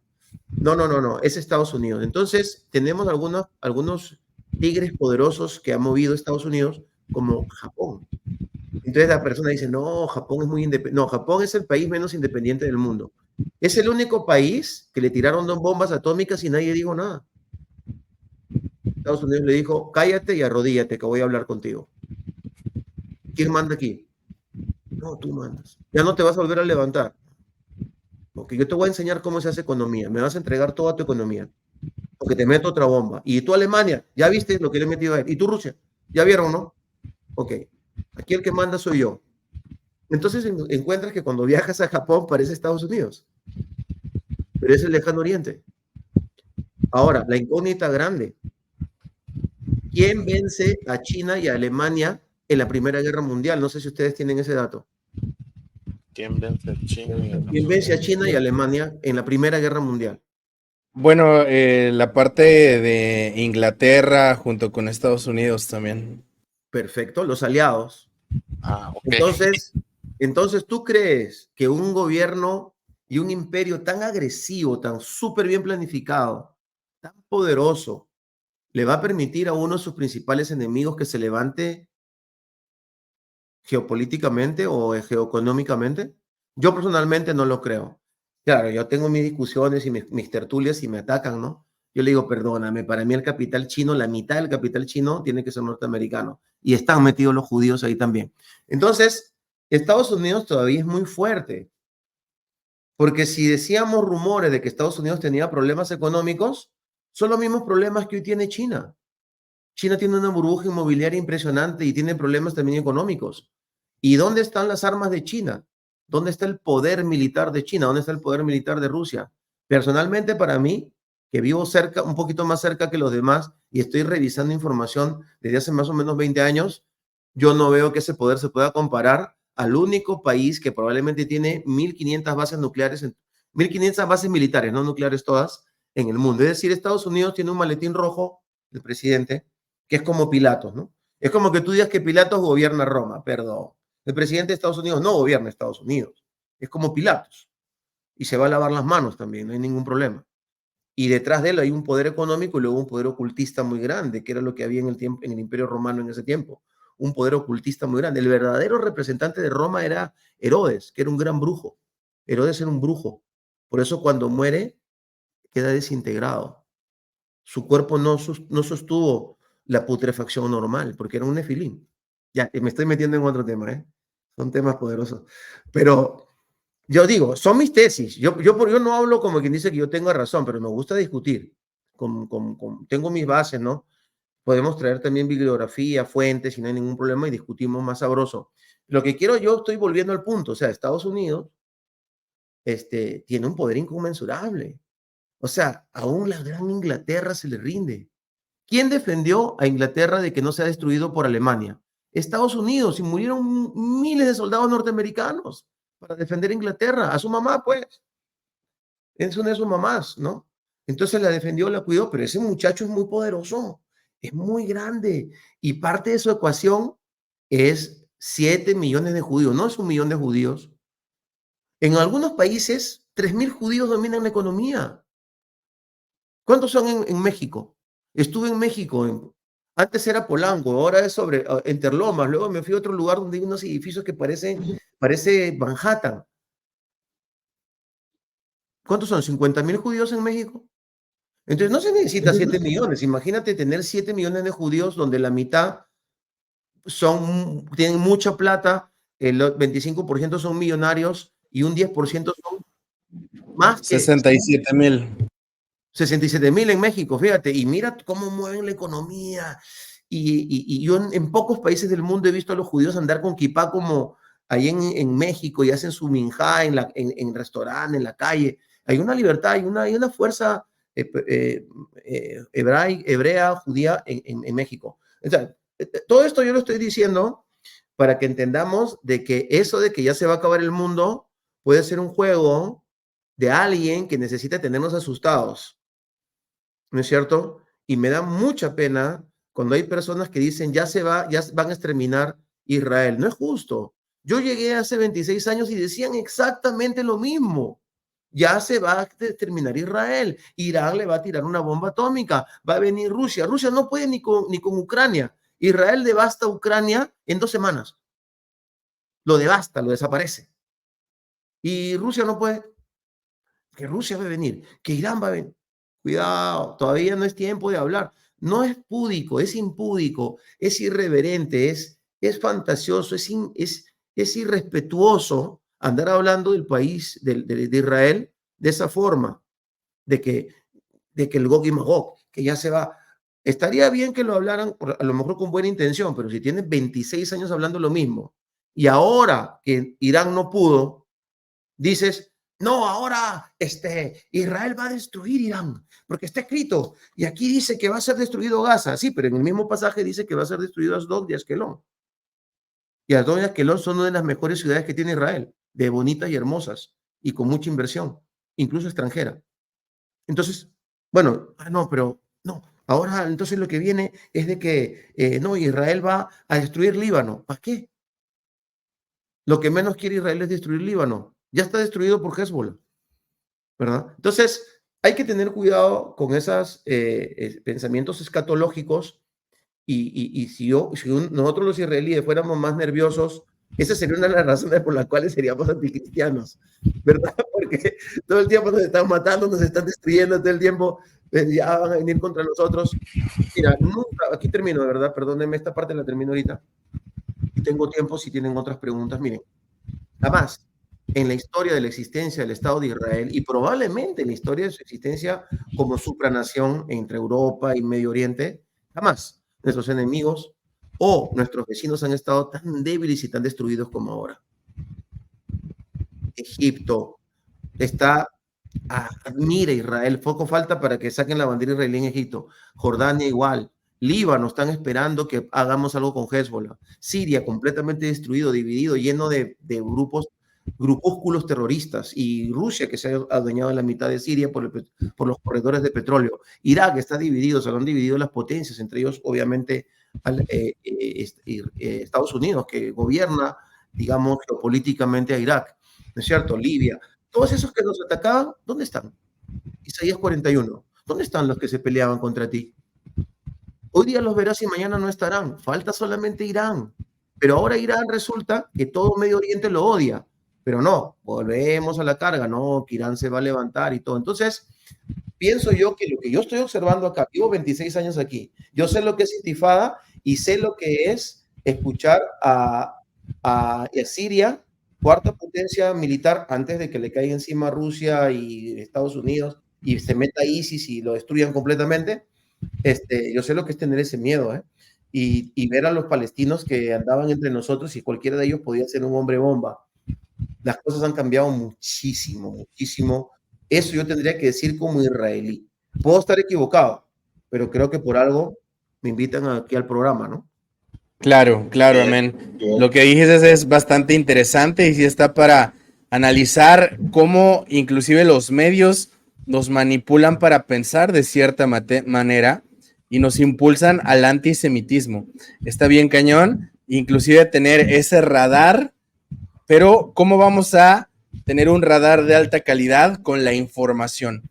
En el momento en el que nos informamos de manera adecuada, va a empezar a cambiar nuestra perspectiva y vamos a comprender qué es manipulación, qué es realidad y qué es mentira. David, tenías una duda. Sí, respecto, bueno, en el transcurso de todo esto que está todo esto que se está viendo en la guerra, hace un tiempo escucho decir a una persona que es, pues, puedo decir, se hace llamar cristiana, dice, es que está bien lo que le está pasando a los judíos, escuchen lo que voy a decir, porque ellos mataron a Jesús. Dios, ¿qué estás diciendo? Digo yo, pero bueno, eso es un comentario para que de ahí saquemos más conclusiones. Pero la pregunta aquí es... Pero qué bueno que los judíos mataron a Jesús, ¿no? Porque si no, él no sería salvo. Es que eso es lo que digo, o sea, ponte a pensar, digo, ay, pero bueno. Claro. Y no solamente una persona, he escuchado varias congregaciones, personas que conozco que dicen, no, es que está bien lo que está pasando en Israel, que haya guerra, que los acribillen, que los maten. Digo, entonces, tú no eres un seguidor de Jesús como te hacen llamar. ¿Cómo en nuestra mente podemos maquinar un pensamiento antisemita sin darnos cuenta que estamos siendo antisemitas con el que está dándote una salvación. ¿Cómo podemos generar esa cuestión de decir, no queremos nada con los judíos, que se hagan a un lado de los judíos, nosotros vamos a hacer las cosas que dicen las escrituras a nuestra manera? Sí, nosotros somos israelitas espirituales.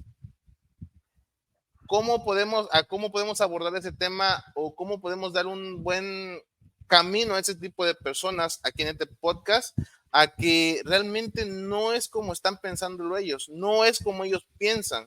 Porque para empezar, el Mesías es judío, para empezar. Después tenemos grandes potencias económicas, como lo estaba comentando. ¿Quiénes son los que manejan la economía, los movimientos económicos de esos judíos? Leonel lo comentó. ¿Quién trajo la comunicación entre ambas partes de los mundos, entre comunidades, ciudades y todo eso? Un judío. Facebook. Mucha más tecnología. Entonces, ¿cómo puedes discriminar a una persona sin tan siquiera tener la noción de quién es esa persona? ¿Cómo puedes discriminar a una persona tan solo porque los demás discriminan a esa persona sin razón y motivo? Entonces, está bien que dentro del cristianismo, de las personas, y también dentro de las personas que se dicen llamar seguidores de Yeshua, hagan ese tipo de comentarios antisemitas, que digan que no, es que está bien que hagan eso porque pues ya no son el pueblo escogido, ya no son el pueblo que el Eterno tiene designado, ya no son nada, ahora somos nosotros nada más, y todo eso. O sea, ¿qué onda con todo ese pensamiento? Y es que tú lo estás aterrizando a los cristianos, pero realmente hoy nosotros ya no tenemos nada que ver con ellos, pero en realidad me gustaría que quitaras la palabra cristianos y pusieras los de raíces hebreas. Raíces hebreas, sí. Porque hay muchas personas en raíces hebreas que hacen este tipo de comentarios. Yo los he escuchado. Para allá iba. Hacen el comentario que iba, no sé si iba a decir ese. Yo no soy judío, pero lo hacen de una manera despectiva, diciendo, ni quisiera pertenecer a ellos. Soy hebreo, pero no judío. Pero no judío. Así como que, uy, soy manchado. Dime judío, me estás insultando al decirme judío. Exactamente. Me molesta mucho encontrarme con ese tipo de personas que estudian Torah y que además estudian la Brita Hadashah o el Keter, como le quieran decir, el Nuevo Testamento, donde dice, el judío no es el que lo es por fuera, sino el que es de manera interna. El hecho de ser llamados judíos debería ser un privilegio y nos deberíamos sentir honrados al llamarnos como nuestro amado Yeshua, porque Yeshua es judío, y que tengamos el honor de ser llamados como Yeshua, qué gran bendición. Pero hoy en Raíces Hebreas está lleno de personas infectadas por el antisemitismo que dicen, no, yo no tengo nada que ver con los judíos, ellos están mal. Ellos, por otro lado, yo soy hebreo, nada que ver con ellos. Y un buen de enseñanzas y de predicaciones atascadas de antisemitismo, que la verdad es tan triste y decepcionante encontrarnos con todo ese tipo de mensajes. Sí, a ver, vamos a ver. Lo que yo he entendido, en los que he podido estudiar en psicología, no soy psicólogo, pero he llevado cursos de psicología y tenemos también una carrera dentro de nuestra universidad que se llama Consejería Bíblica Transformacional. Hay algo muy sencillo. Las personas que se quieren poner por encima se llama complejo de superioridad. El complejo de superioridad es por causa que nos pasa también a los judíos, porque nos han vapuleado tanto. Por eso les decía, cuando un judío le diga que no es orgulloso, ¿verdad? Entonces, estas personas crean, o sea, un personaje que tiene que estar por encima de su paradigma, ¿no? Tienen que estar por encima de su paradigma, entonces se hacen los superiores y entonces inmediatamente cualquier persona que tiene un poco de estudio de psicología se da cuenta y dice, esta persona tiene un gran problema de identidad, tiene un complejo de inferioridad, manifestado a través de un aparente orgullo.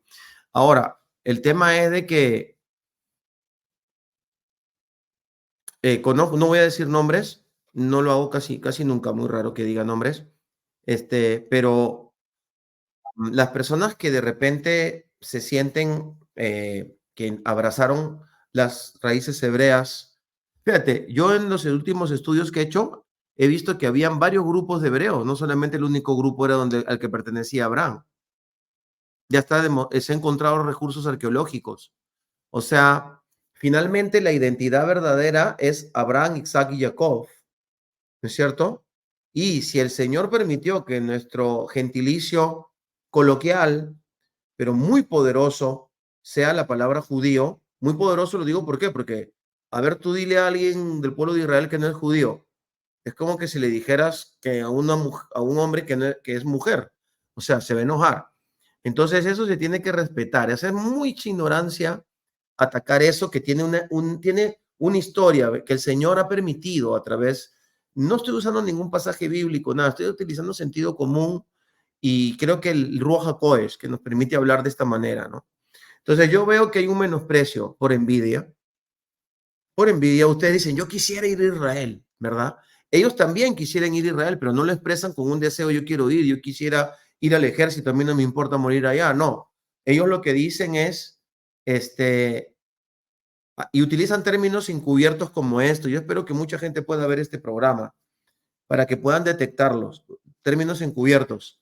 Bueno, nuestros hermanos de Judá, ellos no pueden ver, porque aún no han sido abiertos sus ojos. Y ellos caen en este pecado y ellos piensan que, y el anticristo a ellos lo van a adorar. Entonces hay una serie de tesis piadosas, es que ese es el mismo espíritu inmundo grecorromano, disfrazado con un atuendo de judaizante. Entonces, es lo mismo. O sea, mira, no, qué pobrecitos, ellos no pueden ver, ellos están lesionados, cuando es todo lo contrario. Si cualquier cosa buena que haya dentro de las raíces hebreas o de los movimientos efraimitas, díganme lo que quieran, incluso el cristianismo salió de nosotros, del pueblo de Israel. De aquí, esta es la fuente, es la mamá, si mi mamá está gorda, si mi mamá está enferma, si mi mamá habla malas palabras, sigamos avanzando. Si mi mamá luego se casó con otro señor, que no es mi papá, es mi mamá. Si yo no sé respetar a mi mamá, ¿a quién voy a respetar? Entonces, una persona que tiene a Yeshua Mashiach, pero no lleva la Besorá y no ama a Israel, probablemente no es creyente. Simplemente cree que es creyente, o a lo mejor le dieron el título de pastor o de roé, o algunos hasta se hacen llamar rabinos. Conozco algunos que se hacen llamar rabinos y son completamente antisemitas. Esa falsa modestia, esa especie de compasión hacia Judá por su desvalía, por su ignorancia espiritual, es un antisemitismo oculto y potente que está calando y que está avanzando, ¿verdad? E incluso me encanta que ustedes hayan puesto eso dentro de las raíces hebreas. Ahora, tú, por ejemplo, lo ves. Yo, por ejemplo, fui con ustedes a Oceana. Yo los veo a ustedes y yo siento que son judíos. Y entonces de repente yo le digo a David, al Roé David, le digo, ya que tú me das envidia, le digo, ¿cómo que vas a estar haciendo eso? Explícame. Y me río.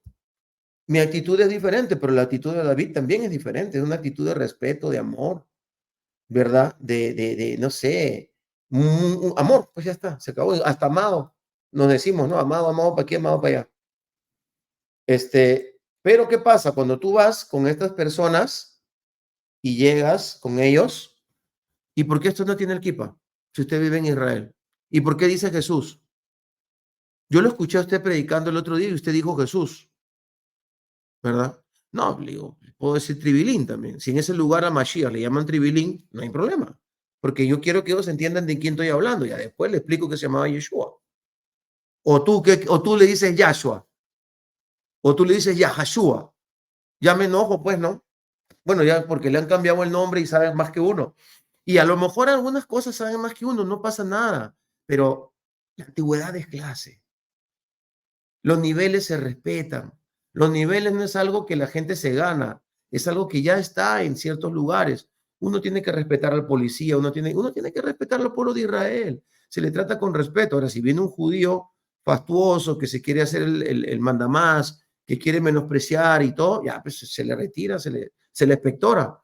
Pero primero se le tiene que respetar porque viene de la Tierra Santa, sea, no sé, para mí, yo mismo, yo soy peruano y mi hebreo que hablo es como un peruano, ¿verdad? No como un oriundo. Yo aquí a los judíos oriundos siempre los he tratado con respeto. Yo aprendí a ganarme el respeto de la gente aquí. Nunca me creí por encima de ellos ni nada. Siempre tratando de atender cómo piensan, cómo actúan y todo eso, ¿no? Entonces, estas personas, y muchos de ellos son judaizantes, es decir, son adoradores de la religión judía.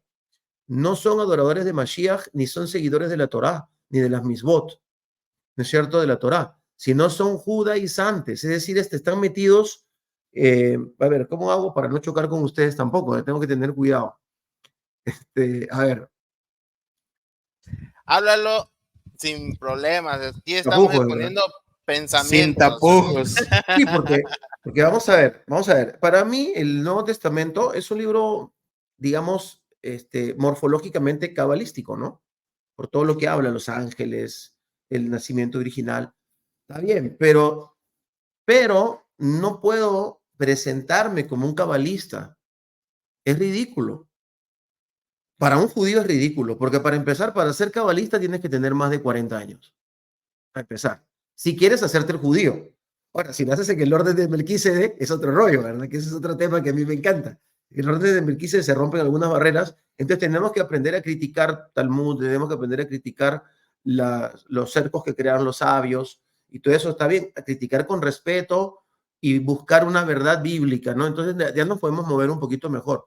Pero estas personas tienen esa confusión y entonces, claro, quieren que tú seas como ellos han interpretado al pueblo de Israel y el judaísmo. El judaísmo no es solamente una religión, también es una religión, pero es una cultura, es un acervo, ya lo dije hace un rato, ¿no? Entonces ellos de repente quieren ser más. Entonces a mí me gusta que yo llego y digo, me dicen, no, yo soy Israel, pastor. Y yo también, igual que usted, yo soy Israel. Y cuénteme cómo están las cosas en Israel y no sé qué y no sé cuánto.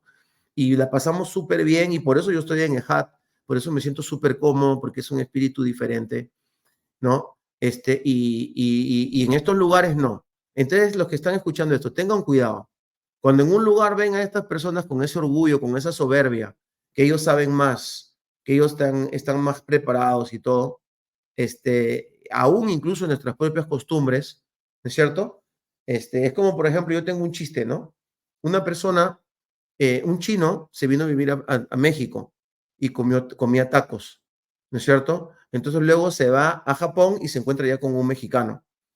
Entonces, sentado con el mexicano en una mesa, le dice, te voy a invitar a la comida más rica que hay en el mundo. Y el mexicano le dice, ¿cuál es? Los tacos.